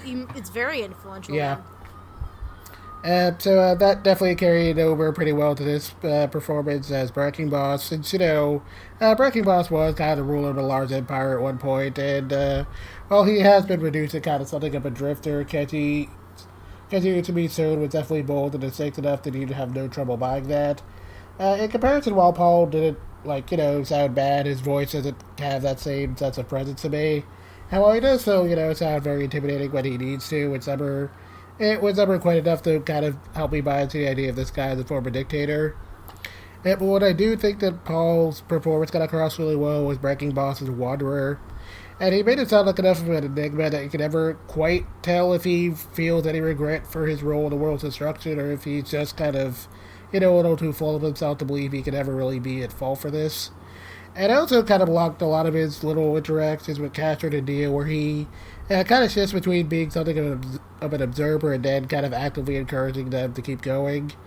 But of course, as we kind of see towards the end of the show, and his character gets unraveled a little more, it becomes clear that Breaking Boss does feel some sense of responsibility for everything that happened. And I liked Paul's delivery during that one scene where he's kind of at the gravesite of his former empire, with that one random gravekeeper. And he kind of indirectly admits that while he did kind of attempt to bear the burden of all the lives that ended because of him, in the end he kind of ended up running away from that responsibility. And it did kind of help me to sell me on the complexity of the character a little bit. And it definitely makes his eventual attempt at kind of atoning for everything he did a little more believable. And when he decides to eventually, quote-unquote, join with Luna and fight Casshern. And you can never really tell if he had actually pledged loyalty to her or if he was just kind of waiting for Casshern to come back. But it definitely made their little short fight scene at the end very interesting. And it felt like a pretty decent way to settle things with that character, even if I do kind of agree he wasn't totally necessary to the show. On the whole, this was probably the weakest performance of the main cast for me, but I definitely still liked it. And I thought it was pretty consistent with what the rest of the dub was going for. And with that, I guess we'll move on to our next pair. So next up, we have our two quote-unquote main antagonists. I say quote-unquote because the show doesn't really have any actual villains. Everyone's kind of miserable in their own way here. Let's face it, the biggest bitch in the world is Luna. You can't tell me I'm wrong. You're definitely not wrong. God. Fuck Luna! Luna is a bitch. You're not. Leda is also a... Who lost this sassy child? So we have Dio. Yep. So we had Dio and Leda. Both of them are highly advanced robots created by Breaking Boss to replace humanity alongside Casshern. With Dio being determined to defeat Casshern and become the new Breaking Boss, while Leda is his lover, I guess, who pushes Dio to become a great ruler, while also wanting to control things from behind the scenes, so basically Lady Macbeth.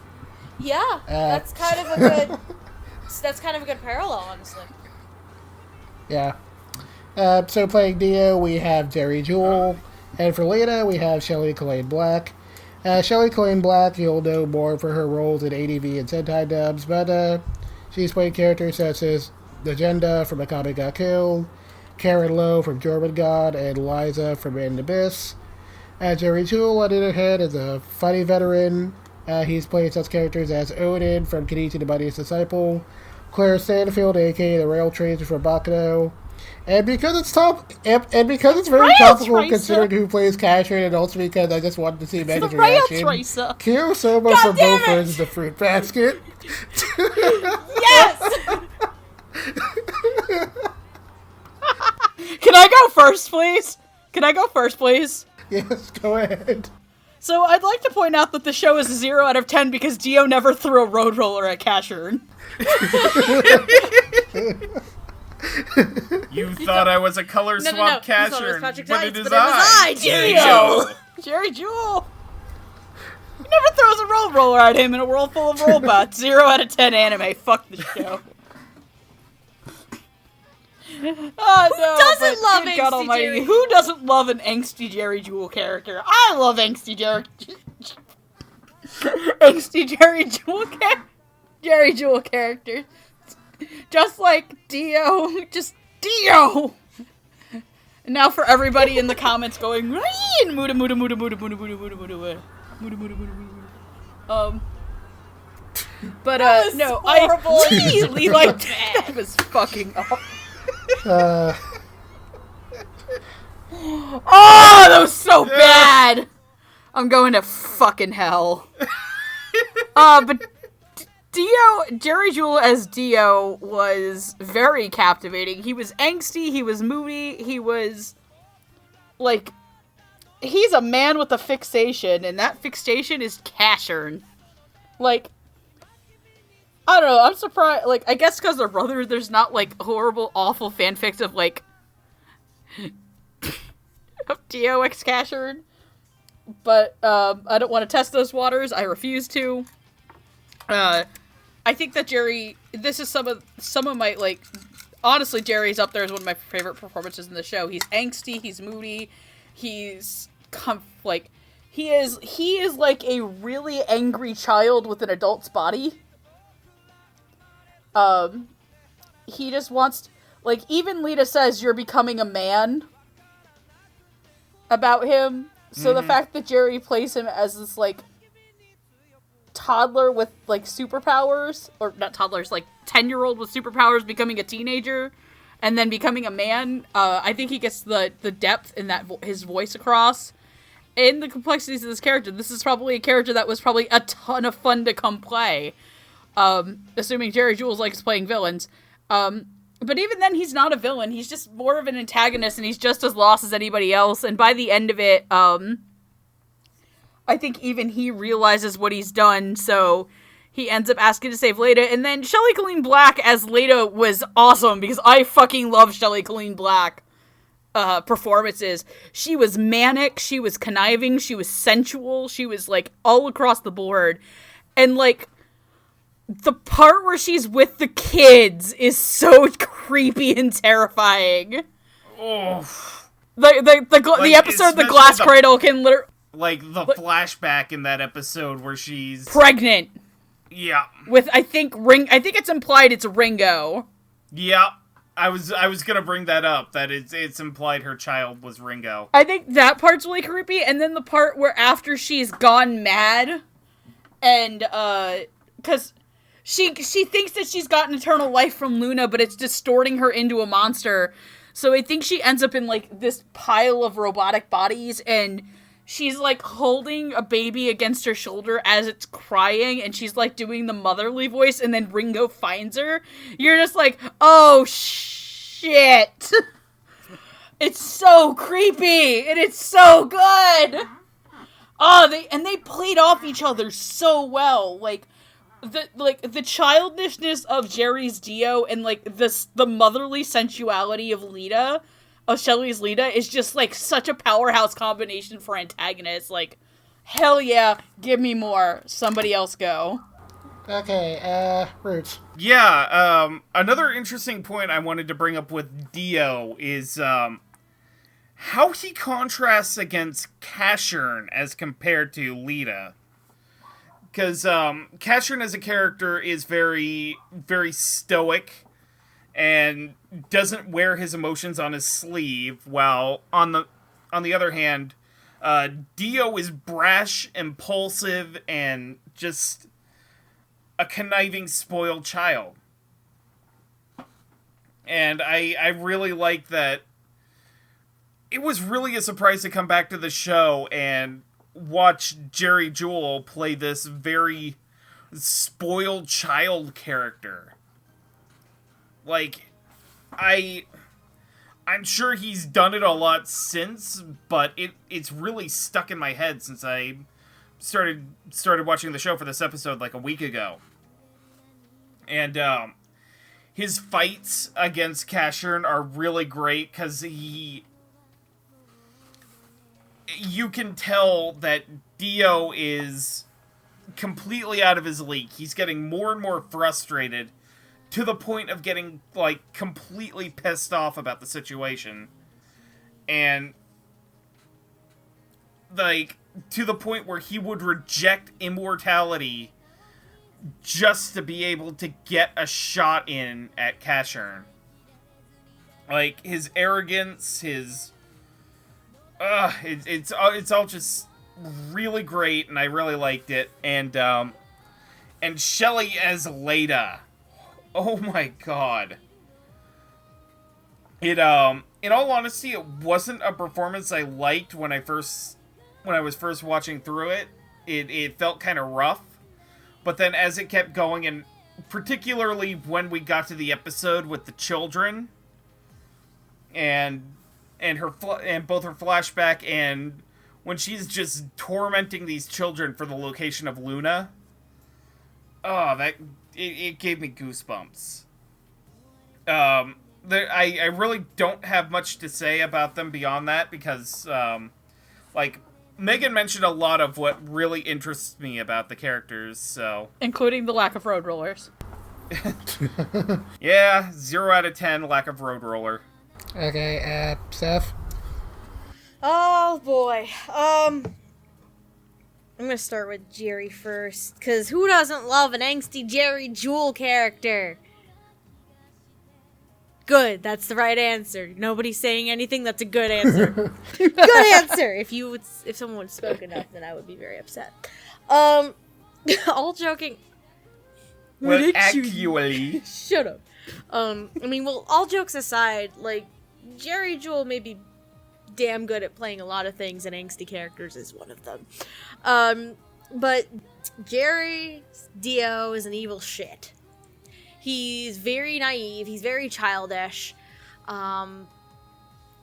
If there's a trope, obviously the edgelord trope comes into play with Dio. Dio's a fucking edgelord. But, what is also interesting with Dio is, because an interesting part of his character that I don't think it got brought up yet anyway, was, he, compared to Lita, he doesn't care about being cured of the ruin. Compared to Lita, he would rather, he feels the most alive if he's able to fight Casshern. That's his biggest thing, is he wants to fight Casshern, yes, but he mentions before he dies, towards the end, is, that's how he wants to feel alive, is by fighting Casshern.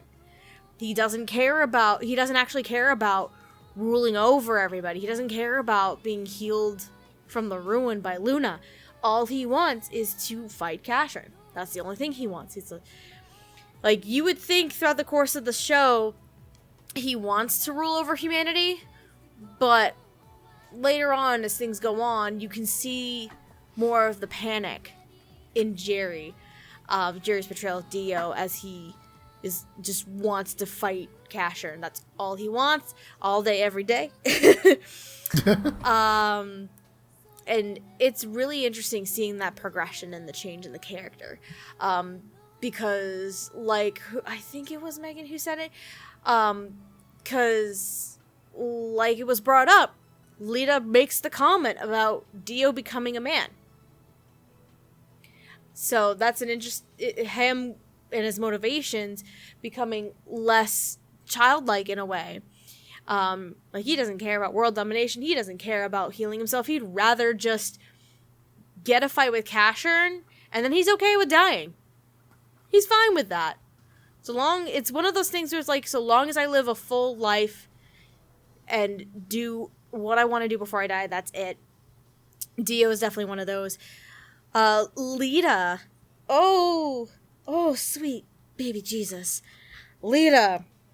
The Lady Macbeth comparison doesn't even begin to describe it. She fucking nuts. I love Shelley Colleen Black. She fucking nuts.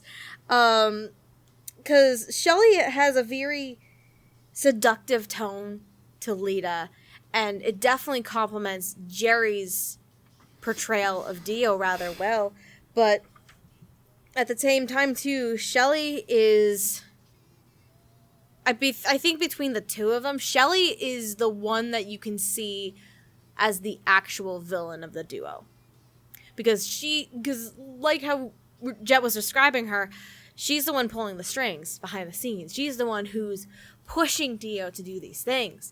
And at the end of it, Dio's just like, no, I'm going to do what I want to do, which is fight Casshern.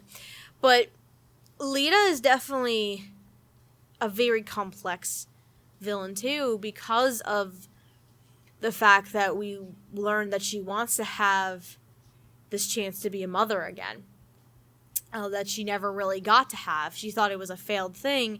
She's just all about wanting this beauty and being perfect and a bunch of other things and wanting to live forever and bring on this new phase, this new world of robots to light, because realistically, she, Lita, and Casshern are the only 3 that were designed to actually procreate.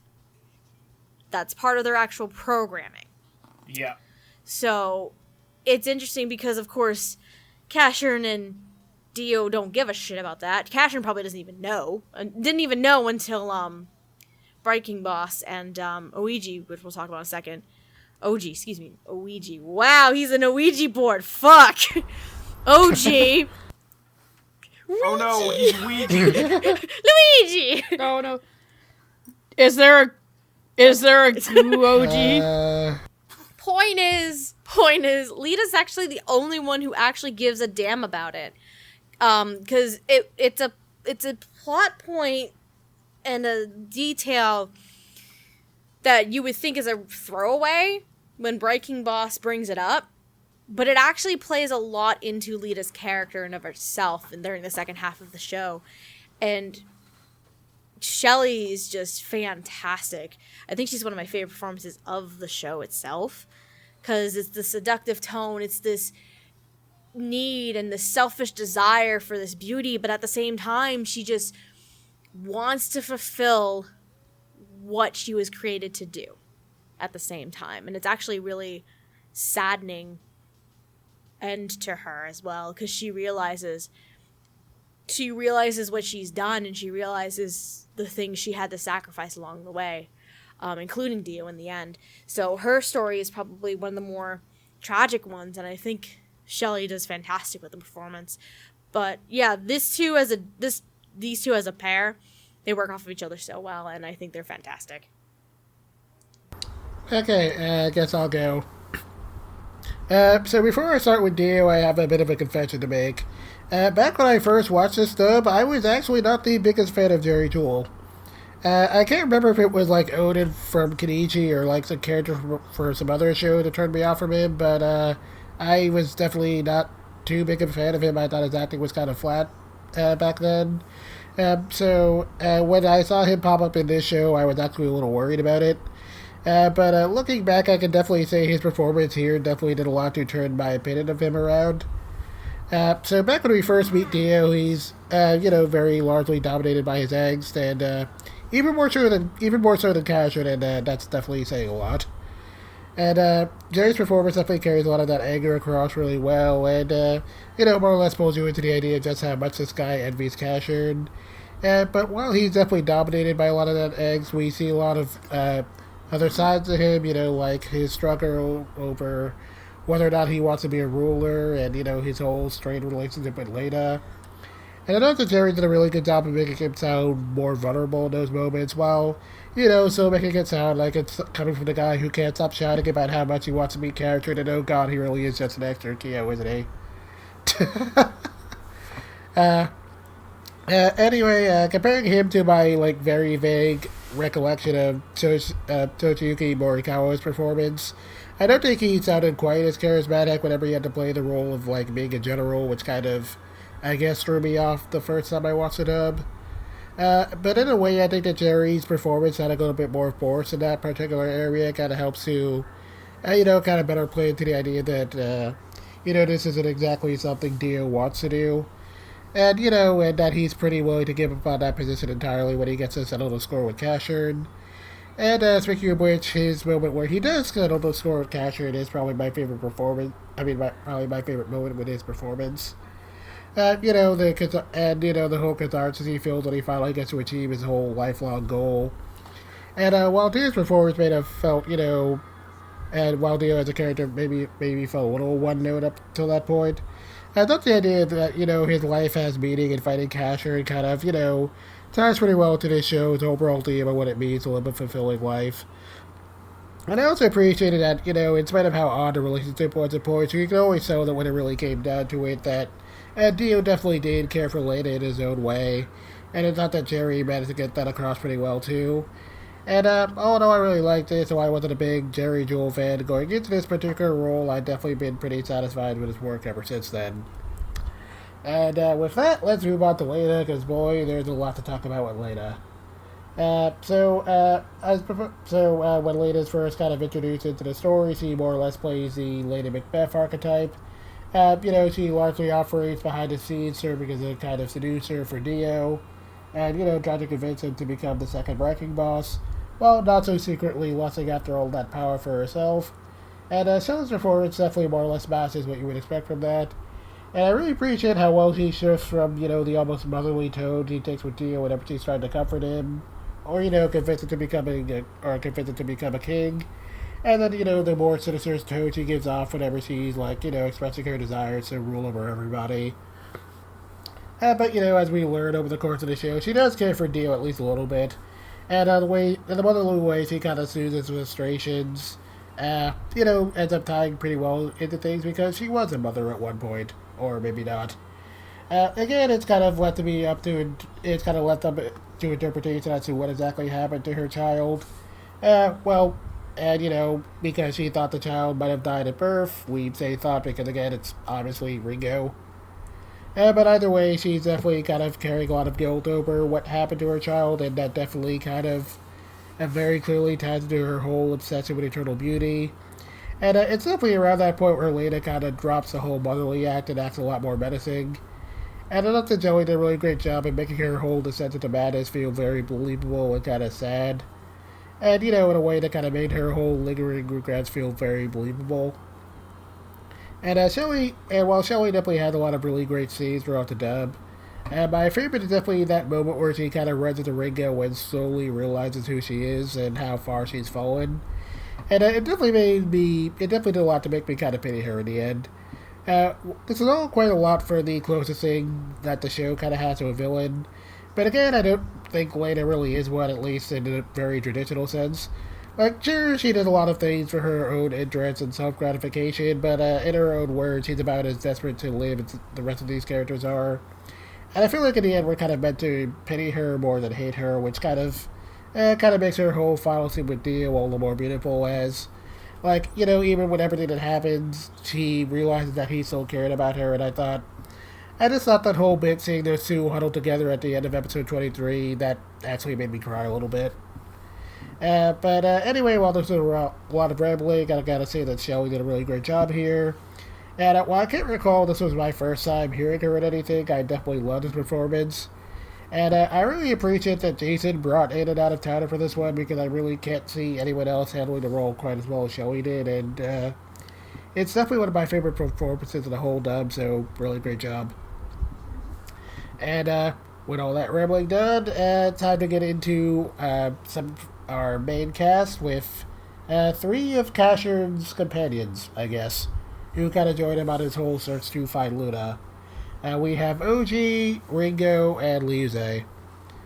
So OG is another wanderer who kind of travels the wastelands with Ringo and turns out to be the scientist responsible for creating Casshern, Dio, and Lena. AKA best dad. He's He's the best dad! Legit! You think he's not, but when you see him taking care of Ringo, though. If only you could tell Casshern that. Still. True. My point still stands. He's best dad. True. Yeah, Ringo is a mysterious young robot girl who befriends Casshern after he saves her. And Liuze is a female robot who wants revenge on Casshern for the death of her sister. So playing OG, we have the late Jerry Russell. For Ringo, we have Monica Rial. And for Liuze, we have Brita Palencia. Jerry Russell played such characters as General Fro Tito from The Gray Man, Tubal and Romeo X Juliet, and Dr. Tim Marco from Fullmetal Alchemist Brotherhood.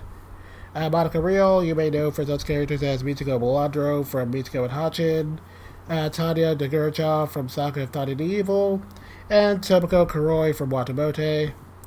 Lastly, Brita Palencia has such characters as CL Phantom High from the Back Butler franchise, Sakura from Zombieland Saga, and Yuna Gasai from Future Diary. So, Steph, why don't you go first? First of all, why the fuck did we bring up Yuno Gasai? Yuno is the literal worst! I mean, I guess you could argue this character is kind of a yandere, sort of.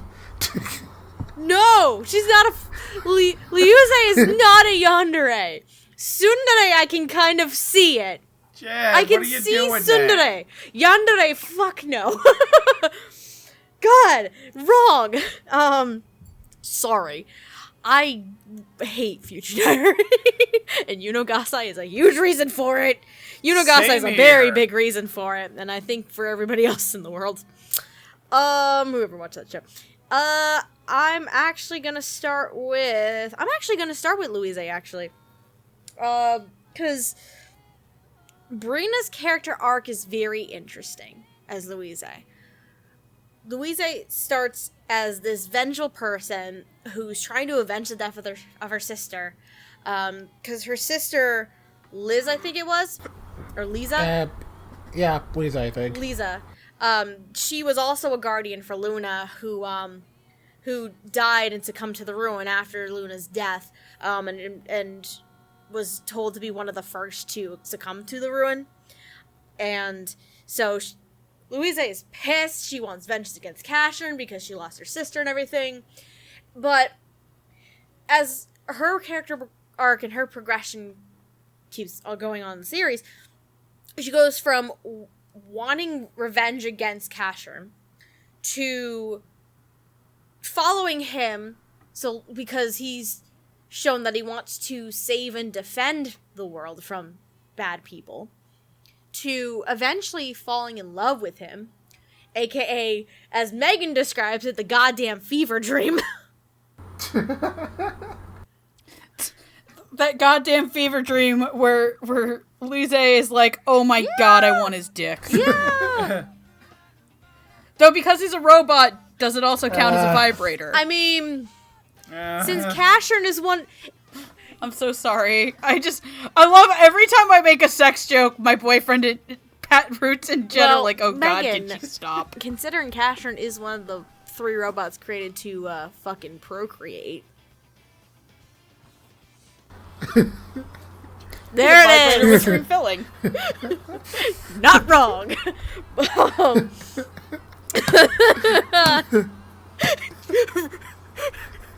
Are you okay over there, whoever's pounding on their desk? He's slowly dying over there.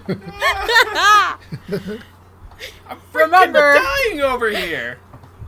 Remember, you opted into this relationship. Mom said it was my this relationship. Mom said it's my turn to use the brain cell.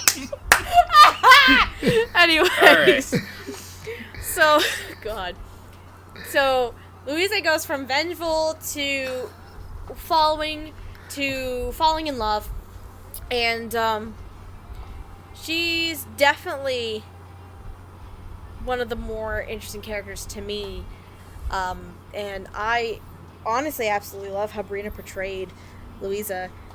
She starts out as vengeful with a gentle soul to her, and going through the motions and everything like that with this character, she slowly starts to show her inner conflict as to who her vengeance should actually be directed to. Should it really be directed to Casshern? And then we have... What did I write here? Sorry. Oh, okay. I was like, what the fuck did I write? And then, after the halfway point, and especially after quote-unquote fever dream, Brina definitely softens up a bit more after she realizes her feelings and realizes she has to let go of her desire for this vengeance and to avenge her sister. And it's honestly a really beautiful transition. I think the performance is absolute. My words to describe this performance are absolutely stunning. It's a very beautiful performance seeing this character progression, and because unfortunately she and OG, they actually don't really make it till the end. They both do succumb to the ruin. Louise probably in the more tragic of ways, because we only get like a cut to OG having succumbed, but it's really, really heartbreaking and beautiful, and the progression just seems honestly rather natural for the character too, and I absolutely love it. Ringo and OG, I kind of feel like I have to talk about them together because 9 times out of 10 they're always together. Monica is sweet and adorable as a little kid. She's a little gremlin, and I love Ringo to death. She's one of my first notes. Monica is such a precious little bean. Ringo is a precious bean, and she sounds adorable. And as the show goes on, like, there's something to be said about kids, and it was actually brought up at one point. I can't remember which character brought it up. I think it actually was Breaking Boss who said that. I think it actually Probably was Nico. Breaking Boss who said that. That children tend to be rather blunt. Yeah. Yep, it was Breaking Boss. Yeah, it was Breaking Boss. Because, and it's a thing with kids too, where children don't sugarcoat things, and they just say what's on their mind and how they feel. Ringo is definitely one of those kids that kind of emphasizes it quite a bit, and Monica just portrays that very well. And she's just so optimistic, is like, everything's gonna be fine. Casshern did nothing wrong. And she's just sweet and adorable. And as for Jerry Russell, unfortunately, because I'm not familiar with a lot of his work, and it's sad to say, it's gonna be very few times that we actually get to talk about him, unfortunately. Since he passed away, I think I saw it was 2013, if I'm correct. It was not long after Wolf Children. I don't think I don't think it had even premiered before he passed. Yeah, he was the the old man neighbor. Okay, I got it. All right, I can kind of hear it now. But I kind of call OG the best dad for a fucking reason. He's really cute. He's so sweet to little Ringo. He's so sweet to her. Like, he has the kind of almost grumpy old man voice, but at the same time, he's so endearing and so gentle, especially towards Ringo. Because, again, 9 times out of 10, you see him with Ringo. And all he wants is to make Ringo happy and see her happy and safe up until his very end, around the same time as Louise, actually. And I was surprised at the twist of, like, oh, he's the scientist that created Casshern. Like, what? That kind of came out of left field, on all honesty. I mean, like, the show kind of did hint at it in episode 1, because you do kind of see Breaking Boss talk to him for, like, 5 seconds, like they know each other. I actually didn't catch that. I mean, the only thing I did catch early on with him was, he does tinker and fix things in robots and things like that. I caught that. I didn't know it was an actual reason or a thing behind it, though. I forgot the conversation with Breaking Boss, honestly. Yes, yeah. This is definitely the kind of show where, like, watching it more than once, you will definitely catch things you didn't notice the first time. Cool. Then it's not me being an idiot. It's just it's one of those things where you pay attention. Like, the more times you watch it, you catch the little things. Makes sense. But yeah, OG is one of the gruffer voices and has an interesting dynamic and balance with the other 3 characters, those being Louise, Ringo, and Casshern himself. But I just really enjoy it because he's such a good dad. He wants what's best for Ringo. He does what he can for Ringo, and Jerry Russell brings that out very well and phenomenally. And him and Louise have probably the most tragic of ends. Tragic but peaceful ends, I should probably say. Because it's not due to violence, it's not due to any illness or anything like that. They just die essentially in its own way of natural causes in a peaceful, at-home environment. So it's a tragic end for these 2 characters, but it's also very fitting for the 2 of them as well. Okay, Roots. Okay. Yeah, Steph, I'll start with Liuze. I do really like that she sort of starts off... She starts off as a really angry character who mellows out over the course of the show, even before the revelations of Luna start to come out. She doesn't want to admit that she's basically starting to forgive Casshern for what he's done, but you can tell deep within her heart that she's starting to doubt what she knows. And eventually becoming one of his allies, and then it's kind of implied that she and Casshern were beginning a relationship when she passes away to the ruin. And I really like the character arc Liuze got. Because, like, as one of a handful of characters that actually reprises frequently,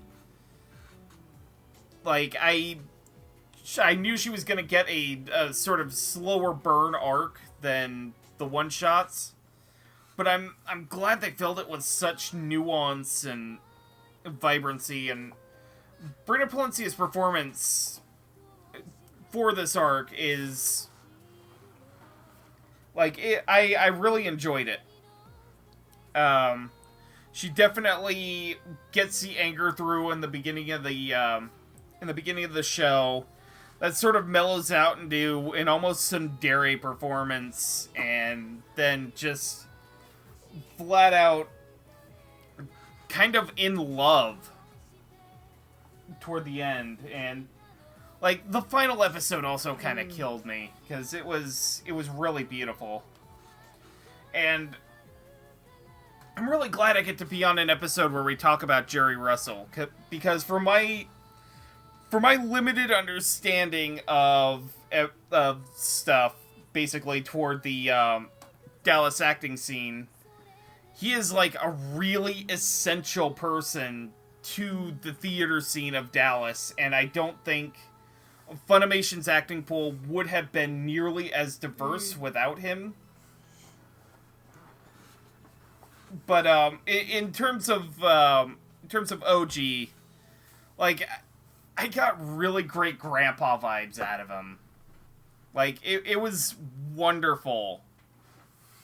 And also, those moments where he's had to, where he has to chide Casshern for something or another. Or Liuze, just basically, like, he is basically the grandpa to this little family unit. Excuse me.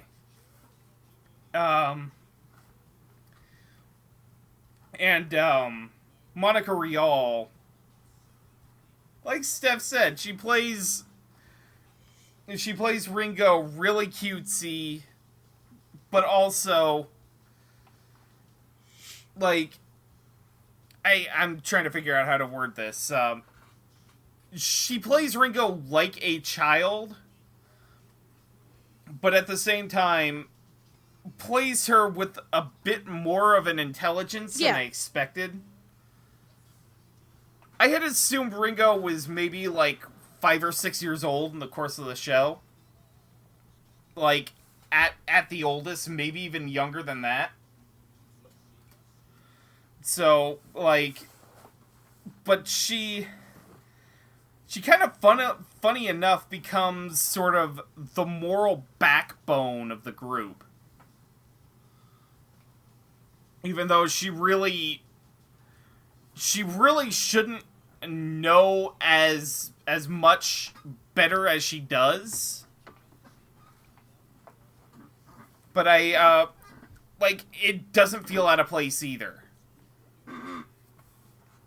I really like that, you know, for every, hey, look, Casshern, I found this shell. There's also moments of, Casshern didn't do anything wrong, or, you know, this isn't your fault, Casshern, get up, you can do this. And I thought that was really beautiful. And, like, Ringo's monologue at the very end of the show with her and Friender, where she's presumably either a teenager or an adult. Where I think she's like a teenager. Yeah, where she's basically giving the ending monologue as she and Frender are basically waiting for Casshern to come back. Kind of secretly hoping he doesn't because of the nature of why he's not going to be coming back. But also knowing that, hey, once my generation, the generation that grew up understanding death, gets ready to meet their end, he'll come back. And I thought that ending monologue was really beautiful. So, before I start this, apparently everybody who's at all the voice actors who were at the that My Hero Con in Florida have been stranded there, including Monica, and she just posted this picture of Justin Briner being driven to drink, and I'm like, he has a full beard, and yet he still looks like I need to card him and give him an apple juice. Oh my god. Please cut that one out, but he looks so young, and I still love Kristen McGuire. I swear to God, if this one doesn't talk about the nerd kicking his seat, I'm gonna... Kristen's face in that is so good. Anyway, back to this track. I've also been on like one episode where I got to talk about the late Jerry Russell, because I was on the Wolf Children episode that we did last year, and I really liked him as Oji. He played him as old, but not old, like super old man. I really enjoyed a lot of the anger and anguish that he felt in himself for what he had done, because you could tell that this was a man who was taking care of Ringo. Not because not only did he, I think, genuinely come to care for her, but I think he knew that was Lita's child. So I think that was probably some regret that he had to take care of her out of regret, and you could hear it in his voice. He was solemn and yet warm, just being a father figure for Casshern, because he was essentially Casshern's father. It's a really well-rounded performance, and it's a shame that we lost him, because I think his voice it's greatly missed in a lot of simuldubs that we get today.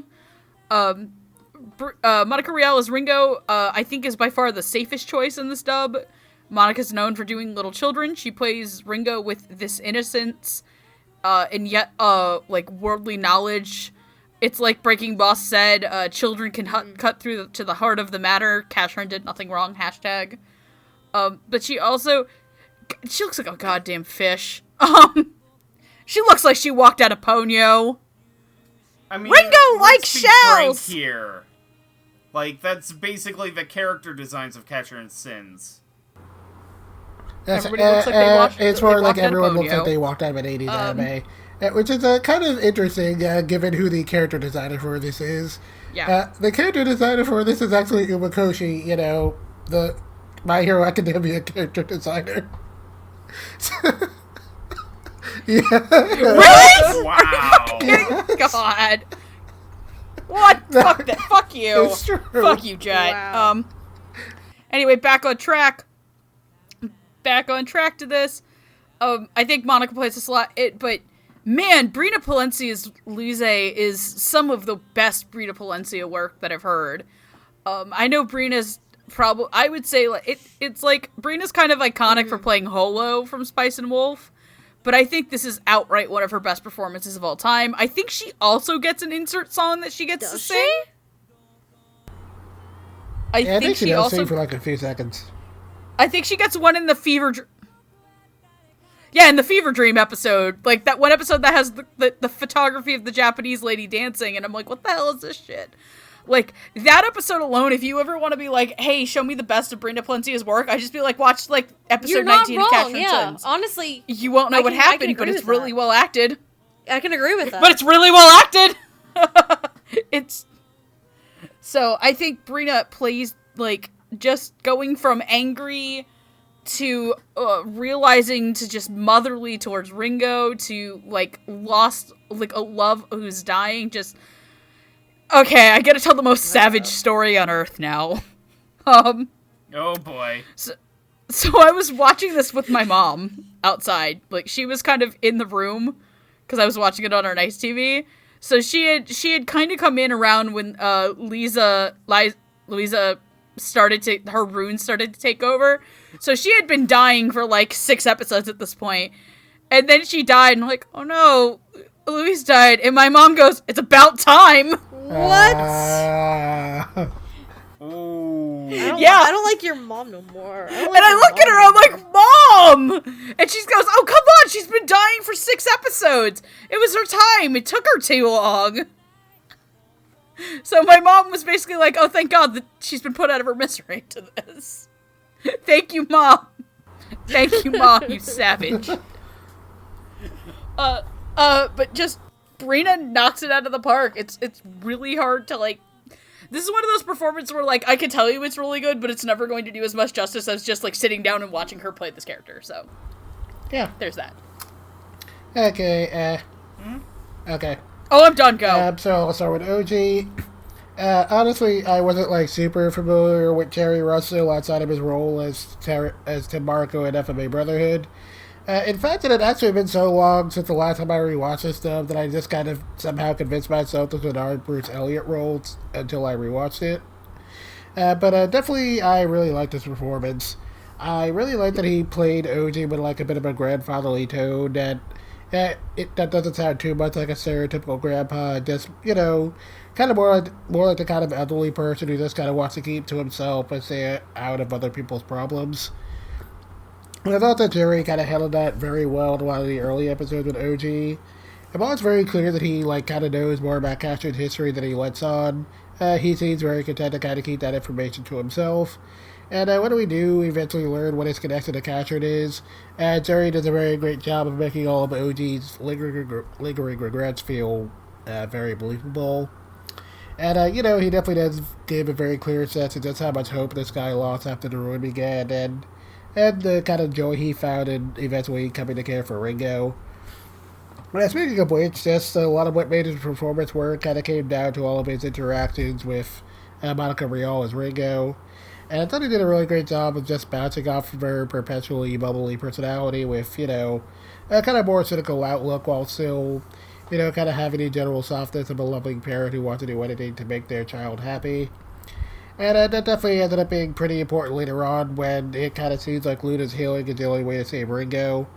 And while it's kind of hard not to feel, you know, like a little angry with OG for trying to, you know, get Ringo to be healed against her will. And the desperation of Jerry Sue kind of came down hard enough that I could still sympathize with him a bit. And definitely my favorite moment of his was definitely OG's final scene in the show where he just kind of sitting in a workshop doing all sorts of little projects for Ringo and, you know, just coming to realize that their life together could have been so much happier if he just, you know, focused on spending more time with her. And I definitely really liked that sentiment, and it made me, you know, a little sadder when he just ended up dying. And yeah, this is a really solid performance, and while Jerry Russell is no longer with us, it definitely does make me kind of want to go back over some of his earlier work. And moving on to Monica Rial as Ringo. Yeah, I agree with Megan that this was probably the safest casting choice here. She's definitely played a lot of young girls before. And what we get here is pretty much in line with what you would expect with that. But even so, I still really like the amount of energy Monica brings to this. She did a great job of making Ringo sound, you know, very bubbly and energetic and, you know, like an actual kid. And while there's maybe 1 or 2 points where it felt like Monica was rating herself a little bit, she still managed to maintain the illusion for, you know, the show's entire run, and I definitely appreciated that. And I also just really liked how she bounced off the other characters, like OG, or, you know, how she kind of sees Liuze like a big sister, and I thought she just always brought the right amount of pep to just kind of keep everyone from feeling a little too angsty. And as good as she is at portraying a lot of Ringo's positivity, I also really just liked how great she was at making Ringo sound very empathetic, especially that whole bit in episode 14 where she's, you know, kind of consoling Casshern after he finds out the truth about himself. And I really liked a lot of their interactions and how she kind of helps to make out Casshern's softer side. And I also really liked Ringo's scene with Lena because, again, you know, she's kind of able to cut into the core of what's kind of hurting Lena. And again, you know, she's obviously very clearly Lena's missing child. Which does lead into the question of who exactly the baby daddy there is. Because while I did just kind of assume it was Dio the first couple of times I watched this show, just looking at how some of the other characters talked about and how Lena's one and only direct confrontation with Casshern kind of played out, it kind of made me wonder if maybe he was the father, which would have been very interesting, to say the least. But, yeah. And then I think he might have would been be all vengeful and shit towards Cash. Oh my god! Oh, jeez. Like, What? think about it. Motivation-wise for Lita, Like- she doesn't want anything to do with Casshern because basically, like, maybe he did her dirty or some shit, and now she's just like, I'm just gonna go to Dio. I love Dio. Oh fuck! Love triangles. Fuck. Always fun watching the little light bulb pop up Yeah. in someone's head. Yeah. And lastly, getting into Brina Palencia as Liuze. This one was particularly interesting for me because, again, like with some of the one-off characters, and this was my first time ever really hearing her with anything, and it definitely helped to shape my opinion of her as an actress. So at the start of the show, Liuze is kind of, very driven by her angst towards Casshern and, wanting her vengeance. And while a lot of her anger maybe feels a little one-note at times, I thought Brina did a very good job of making all that hatred feel very real. But at the same time, her voice kind of, carries across how conflicted she feels about the whole thing. And it kind of feels like she's, just lashing out against Casshern because she doesn't know what to do with herself now that her sister's gone. Rather than it just being her life's purpose to get revenge. And those feelings kind of come into full effect when Liu decides to start traveling with Casshern. And, as the two of them kind of spend more time together, Brina's voice kind of slowly starts to soften up a bit, and Liu becomes a little bit lighter and more expressive.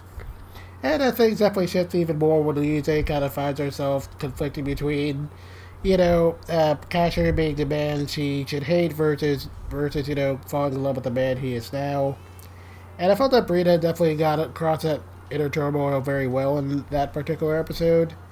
But even when Liu kind of comes to terms with those feelings, she finds herself in an even bigger conflict as she kind of finds herself actually fearing her impending death for the first time.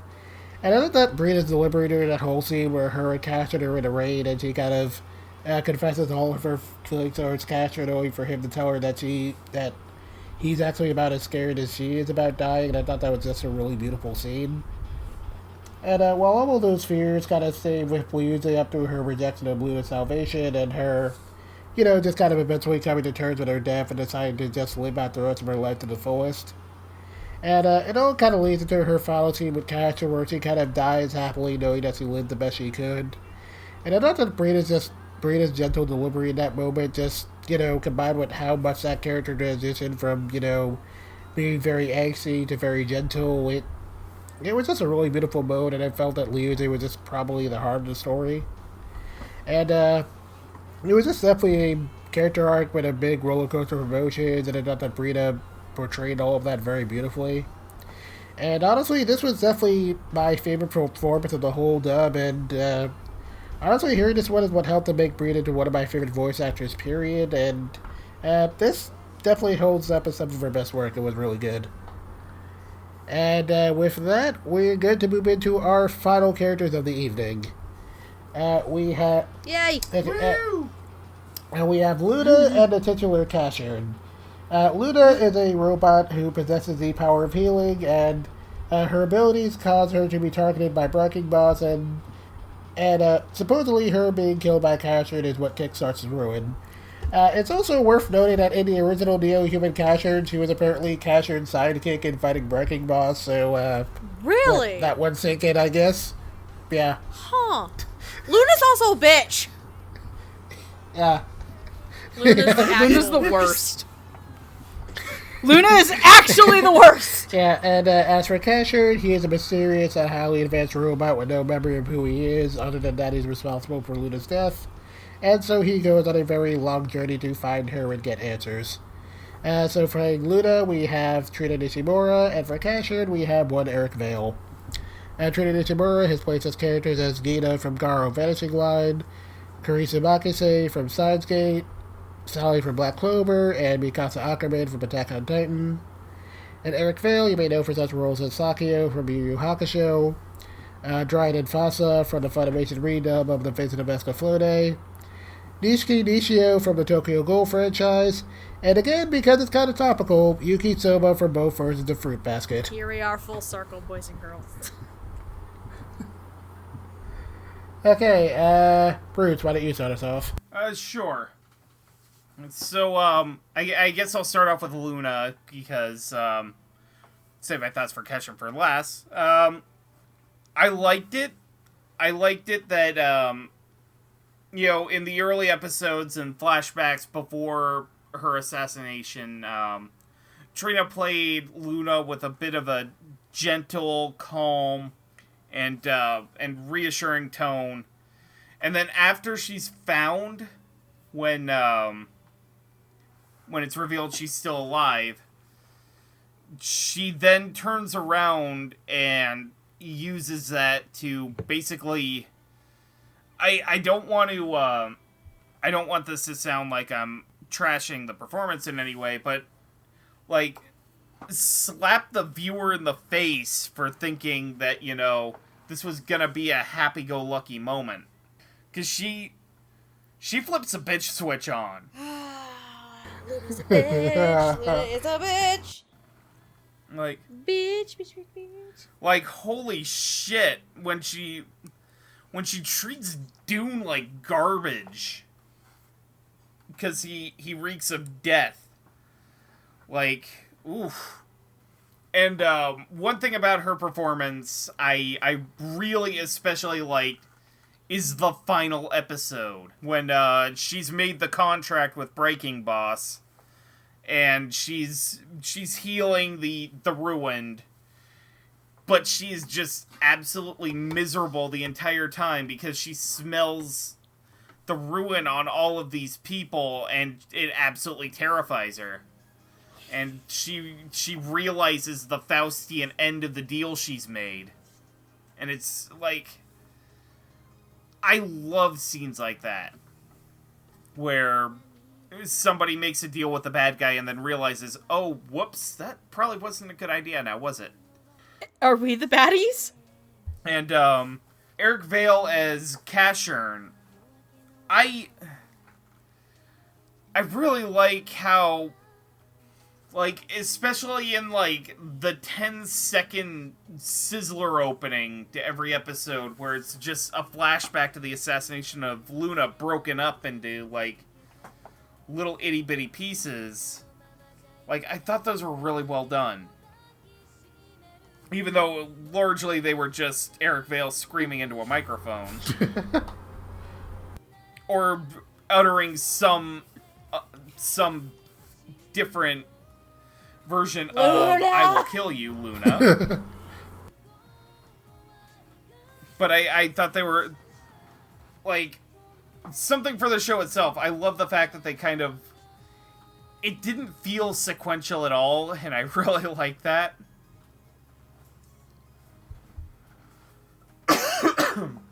Excuse me. And I don't know if you could even piece those little bits together to form a coherent scene. Yeah, that would be kind of hard.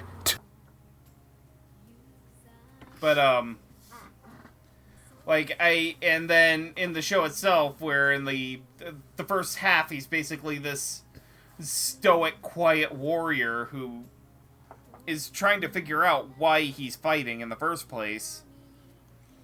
And then slowly becoming a warm, gentle personality, and then in the final episode, actually show real human emotion. And it's... I like with Liuze, I love Casshern's character arc through the show. And, yeah. Sorry, I'm really tired and thoughts and brain trying to create words. Not so good. Yeah.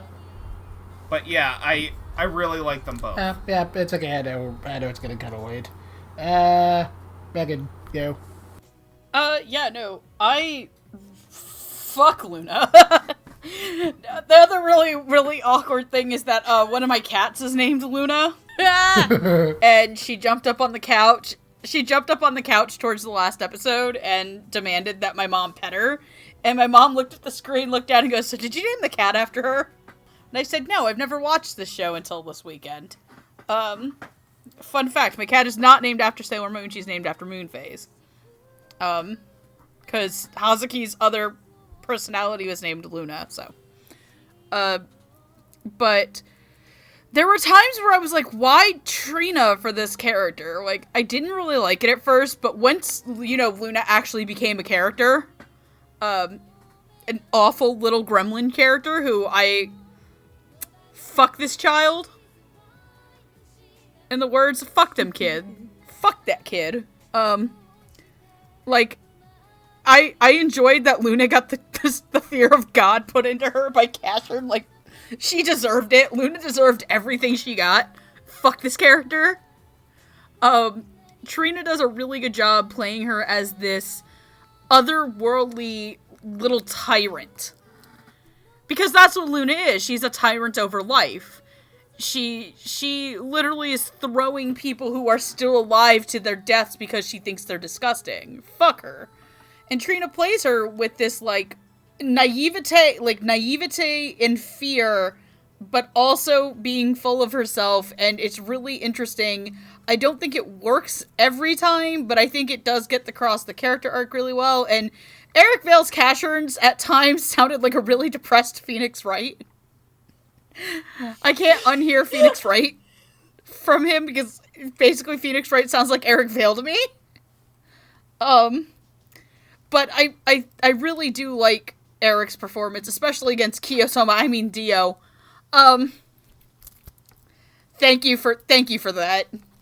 I think this is probably one of Eric Vale's, more underrated performance. Eric Vale does a lot of really good performances. I think he's doing one of his best performances in a long time right now in the current adaptation of Fruits Basket. He gets to do a lot. He gets to play an amnesiac. He gets to play a depressed man. He has to go batshit. He has probably one of the deepest character arcs I've seen in an anime in a long time, and he plays it with aplomb, and he comes into it. He comes into his own, and he's fantastic to listen to. So, again, this is another weird thing where it's like, I need you to watch the show to understand, because it's really hard to explain Casshern as a character without actually watching the show without watching the show, because this is not a show that you can just go down and sit and explain to somebody. This isn't something like My Hero, where it's like, this is why it works, because it's presented to you in such a straightforward way, whereas this is a very artistic show that takes a lot of liberties. And here's the other thing, a lot of really good character moments in this show are not done through dialogue, but through grunting Foley noises, which are done really well across the whole board, and through silence and editing. So I think Eric did a fantastic job as a leading man in this, and I can't give him anything but praise. I guess that means it's me, right? I'm gonna start with Trina, because for the first half of the show, it was kind of hard for me to judge Luna as a character, as a performance, because we only saw her in those brief little flashback moments at the beginning of the episodes. When Luna finally became an integral character in the second half of the show, though, Trina's portrayal of her was just... What was the words I described for it? It's just so haunting and beautiful. Luna is a very interesting and enigmatic kind of character. She's this enigma where she's seen as this godlike character, being able to give life to these robots and keep them from dying away from the ruin. But at the same time, as the more you watch the second half of the show, you learn that Luna's actual reasoning and motivations have shifted compared to supposedly the first iteration of her and her character, where she just wants to do away with death, whether it's giving people the chance to be immortal or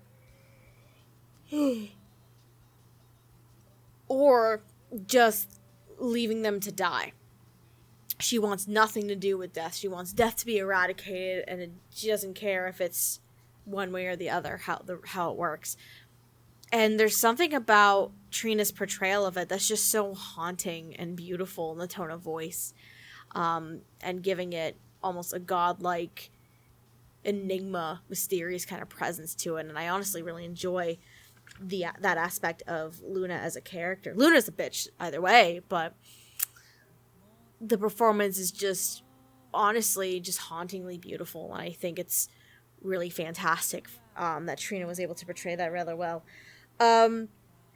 Eric Vale has the most complex character arc in the show, bar none. Because Megan basically kind of described him to a T. He's an amnesiac. He's seen as a killing machine. He has this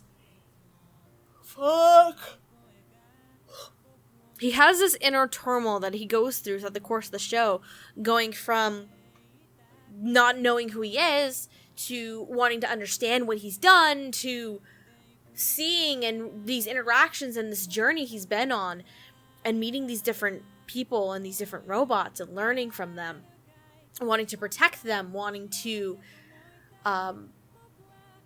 change everything, see Luna and try and see if he can help fix what he broke in the first place. And then the end result for him being, I'm just gonna be this bringer of death like everybody says I am. I'm this calamity that everybody says I am. There's something in its own way kind of sad and tragic to Casshern as a character, especially in the end, that he decided to self-insert himself into this role that for the longest time everybody was giving to him and he didn't want to accept it. But for the sake of everybody else, he decided at the end of the day to accept that role of being a reaper of death, essentially, and this calamity that everybody doesn't want or see. So it's a very interesting progression, and while the irony and the humor is there when Jet brought up Yuki Soma, this is one of the more quieter roles, similar to Yuki Soma. It's in that similar range, except, and I'm using the 2001 anime as the comparison, not the new 2019 version. This, with the Yuki Soma from 2001, this tone that he uses for Casshern is the quieter version, similar to Yuki Soma, but it's more in his range. With 2001 version Yuki Soma, it's quiet, but you can also tell it might have pushed it a little bit to a certain degree. But with this version, it's much more natural sounding and much more quieter and a gentler tone. And I really honestly appreciate that a lot. But seeing the struggle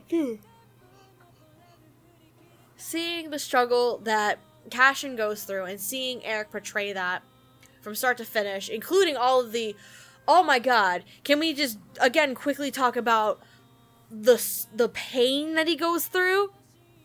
Like the visceral screams of agony and pain. Casshern's no good, fucked up, long No, but because one of the big things is Casshern is seen as this immortal thing or being, and when he gets injured, he heals himself, but it causes him so much pain to do so. And it's not by choice either. It just happens. And hearing those screams of agony every single time, it just is so visceral. And it's holy shit. You just feel that pain too. So I agree with Megan. This is one of the more underrated Eric Vale performances. You can see it fly completely under the radar, and it's just downright amazing and a fantastic performance, and I love it so much. Eric Vale may be known for some of the loud, obnoxious kind of characters sometimes, but it's performances like these that also remind myself, as well as probably everybody else here, Eric Vale is a fantastic actor, and it's roles and characters like these that honestly I love seeing portrayed from actors. Yeah, this is a fantastic performance. Okay. As for me, start with Luna. So I can't quite recall this was my first time ever hearing Trina Nishimura and anything, but this was probably the role that did the most paint my opinion of her as an actor till Mikasa came around. So Luna is a figure wrapped in mystery for much of this show, and while she doesn't do too much aside from maybe a line or two in the flashbacks for like most of the first half, Trina's voice kind of carries across a sense of mystery really well, and kind of an eerie call to make Luna sound like the savior she's supposed to be. But at the same time, there's also something a little unsettling about it. And as it turns out, that was probably intentional, because when we do come face to face with her, she's definitely not all she was cracked up to be. And we learn that she's, only offering healing to those who ask for her salvation, while leaving anyone who's on death's door to, kind of rot and suffer. It's definitely very twisted, and you could kind of dissect the symbolism of that all day, but we don't really have time for that. And Trina's tone during that whole revelation kind of, managed to completely sell how much Luna buys into her whole philosophy. And it's definitely not hard to see why Casshern and co kind of get fed up with her very quickly. But twisted as she is, you definitely do get the sense that in her own way, her desire to, kind of give everyone eternal life is her own kind of atonement for having granted humans the gift of death in the past. And Trina kind of, managed to get across that she's still kind of a little traumatized by that. Never enough for me to actually like the character, but it's very clear we aren't supposed to like the character, so that works out pretty well. Definitely a little bit of a change to never gets any serious comeuppance for kind of leaving doomed to die after he was so loyal to her. But she did kind of need to survive in order for the ending to work, so, I get why, even if it's a little frustrating. But anyway, taking it aside, I thought Trina did a really great job here, and the performance itself would help to make her into one of my favorite Funimation actresses, so good job. And as for Eric Vale as Casshern, so Eric Vale is probably my favorite actor for Funimation's talent pool, and I definitely always enjoyed how versatile his performances can be. In this case, though, it's definitely very interesting going across what he did here compared to Casshern's Japanese actor, Toyo Furuya. And for those of you who don't know who Toyo Furuya is, he's been around since the 80s. Weirdly, he did not play the original Casshern, it was someone else.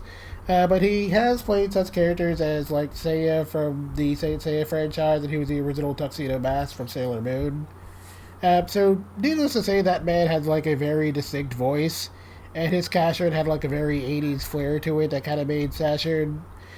he still sounded very sad, but he sounded a little bit more like a superhero, and he had kind of a little bit more of a robotic sound to his voice that kind of, matched Casshern's general lack of emotion at the beginning of the show. But compared to that, Eric Vale sounds a lot more emotional in the beginning, and his Casshern sounds, a lot more vulnerable and confused. And, while diverging so much from the tone of the Japanese performance could have led to Eric's performance sounding, a little out of character, it so matches Casshern's character arc very well in a way I kind of prefer his take. Seeing that vulnerability definitely makes it a little bit easier to sympathize with sympathize with Casshern a little more, even when he gets a little overly angsty at times. And it's definitely very interesting seeing all that vulnerability and angst kind of turn into resolution as the show progresses. And when Casshern does kind of get to the point where he decides to dedicate himself to protecting other people, Eric definitely manages to make that transformation feel very natural and rewarding. But definitely a lot of Eric's best moments are just him playing off of other characters. Whether it's a lot of the one-off characters that kind of help Casshern to grow on his journey, or, just kind of, you see the reserved nature of his acting kind of breathe life into some of those characters, and that was really cool. In terms of a lot of solo moments, though, nothing quite hits as hard as his delivery, during the show's final episode where he comes face to face with Luna after he comes back, and he kind of lays out his terms of how he'll allow Luna to continue her quote unquote salvation, But, that if any of our people ever forget Death, he'll definitely come back. And it's very chilling, but it definitely kind of helped to drive home the show's core theme. And Eric did a very great job of selling, the mix of anger and resolution that whole scene required. And even though I was definitely very attached to Toyo Furuya's original performance, I thought Eric did a very commendable job here, and he definitely made this character his own. And while I know this wouldn't rate very highly on most people's lists of Eric Vale's best performances, this is definitely one of my favorites of his. It's really good. And with that, I guess we're good to move into final thoughts. So, Megan, would you like to start us off? Sure. This is the show that I'm glad I watched it once. It was a lot of fun to watch and to listen to. I think a lot of the performances are standouts for some people's careers. The ensemble is incredibly strong. I know that this show gets called the most depressing apocalypse show, or depressing robot apocalypse. I actually did... Sorry, something fell. This is not the hardest show I've ever had to watch. March Comes In Like a Lion still goes down as the most depressing thing I've ever watched for the show.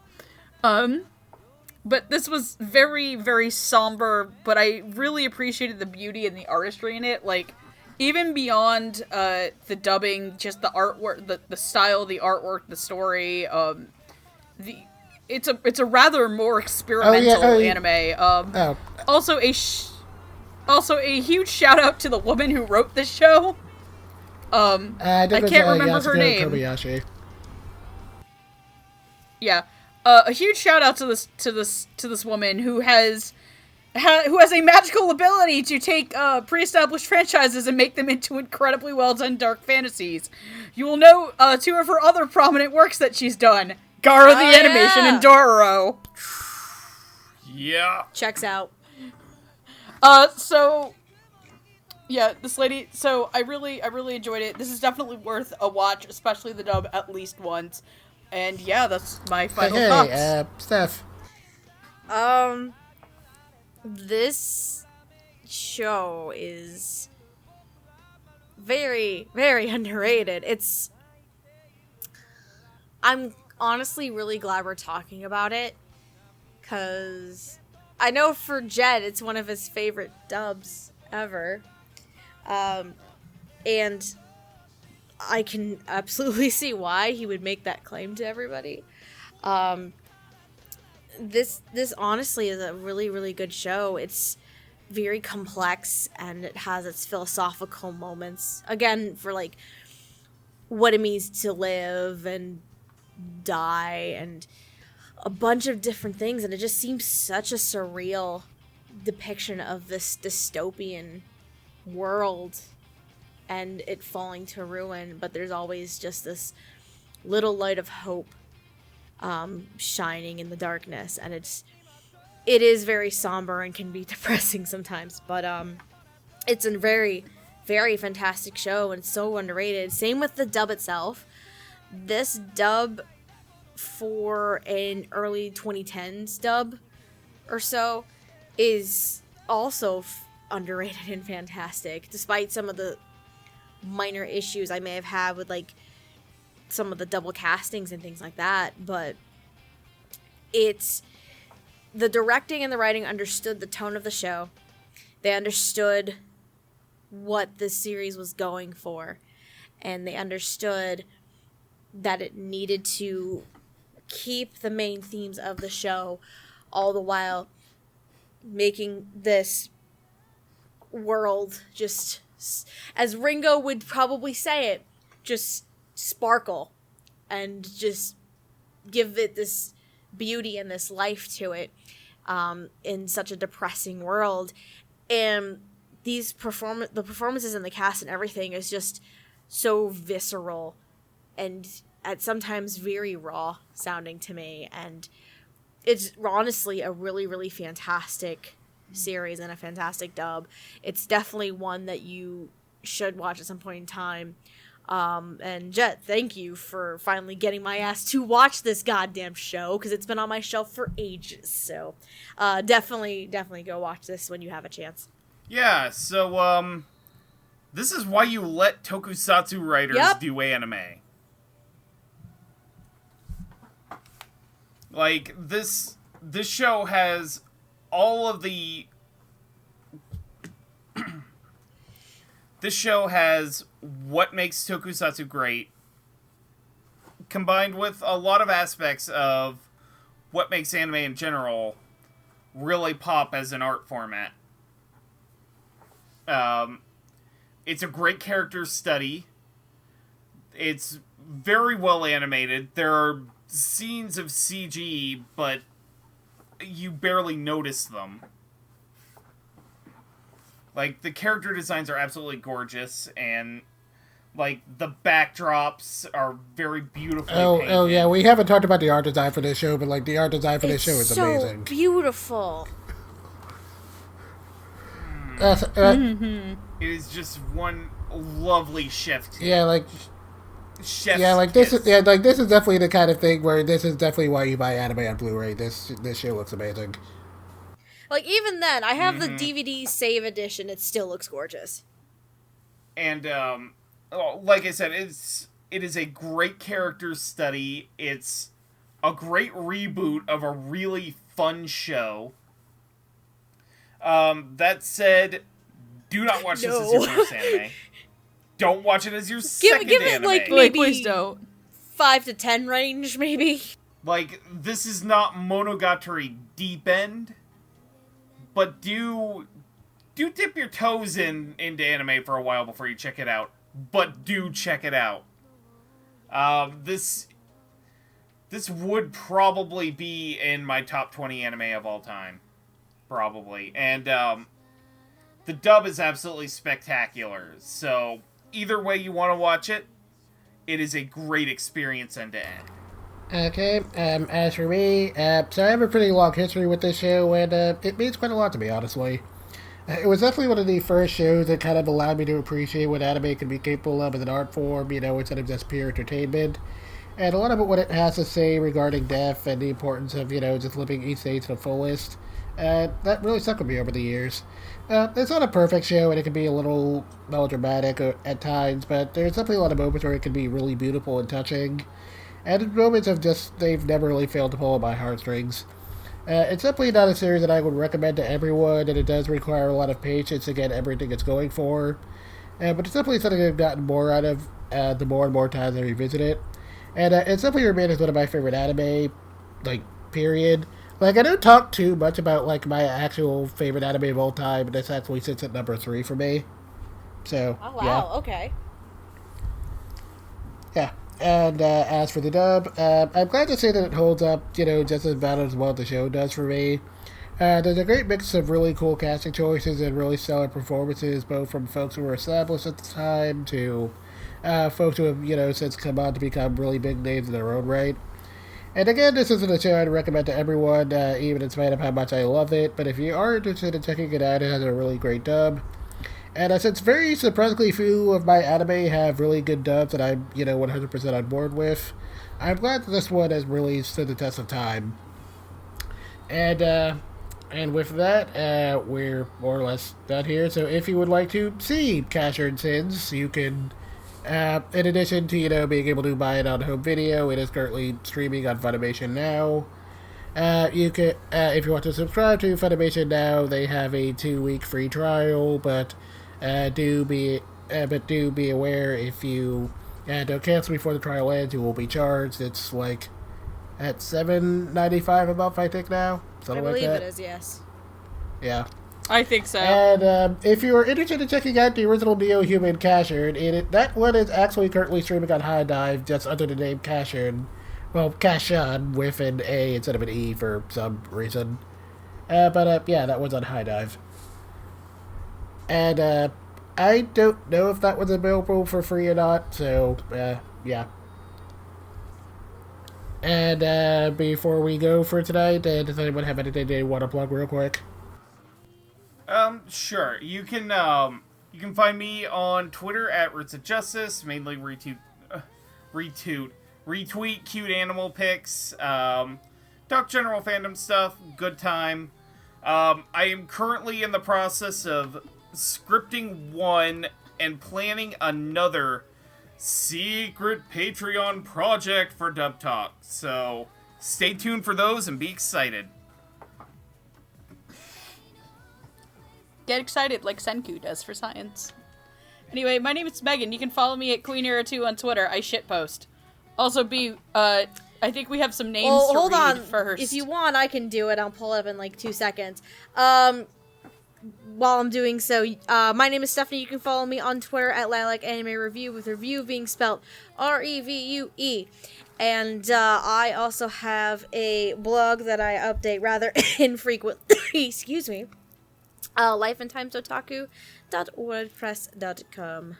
Okay, as for me, you can find me on Twitter at Divine Nega or Jet Zero Infinity, where I will, usually talk about anime and video games or cartoons or what have you.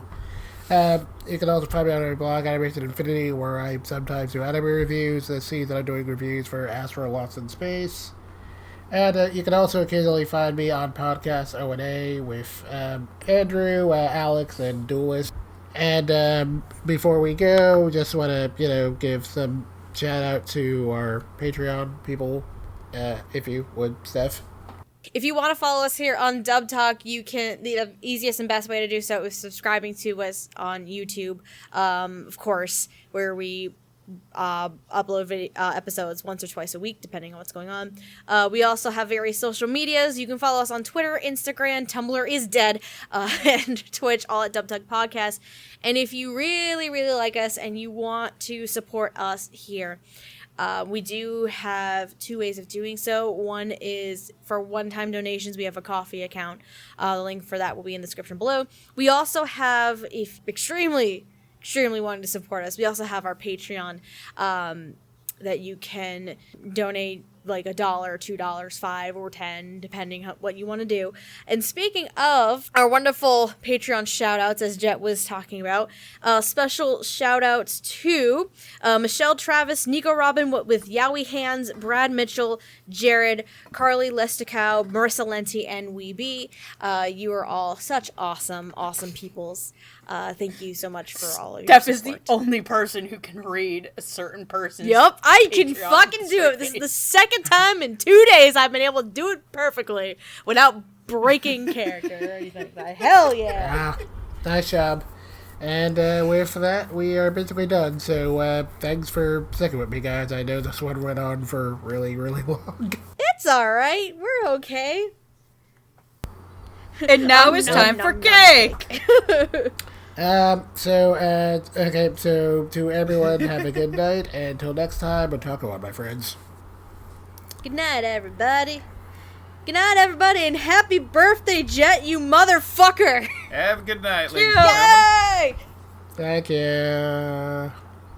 Happy birthday, Jet! And remember, kids, whatever you say, don't accept the blood of a lolly. Jet.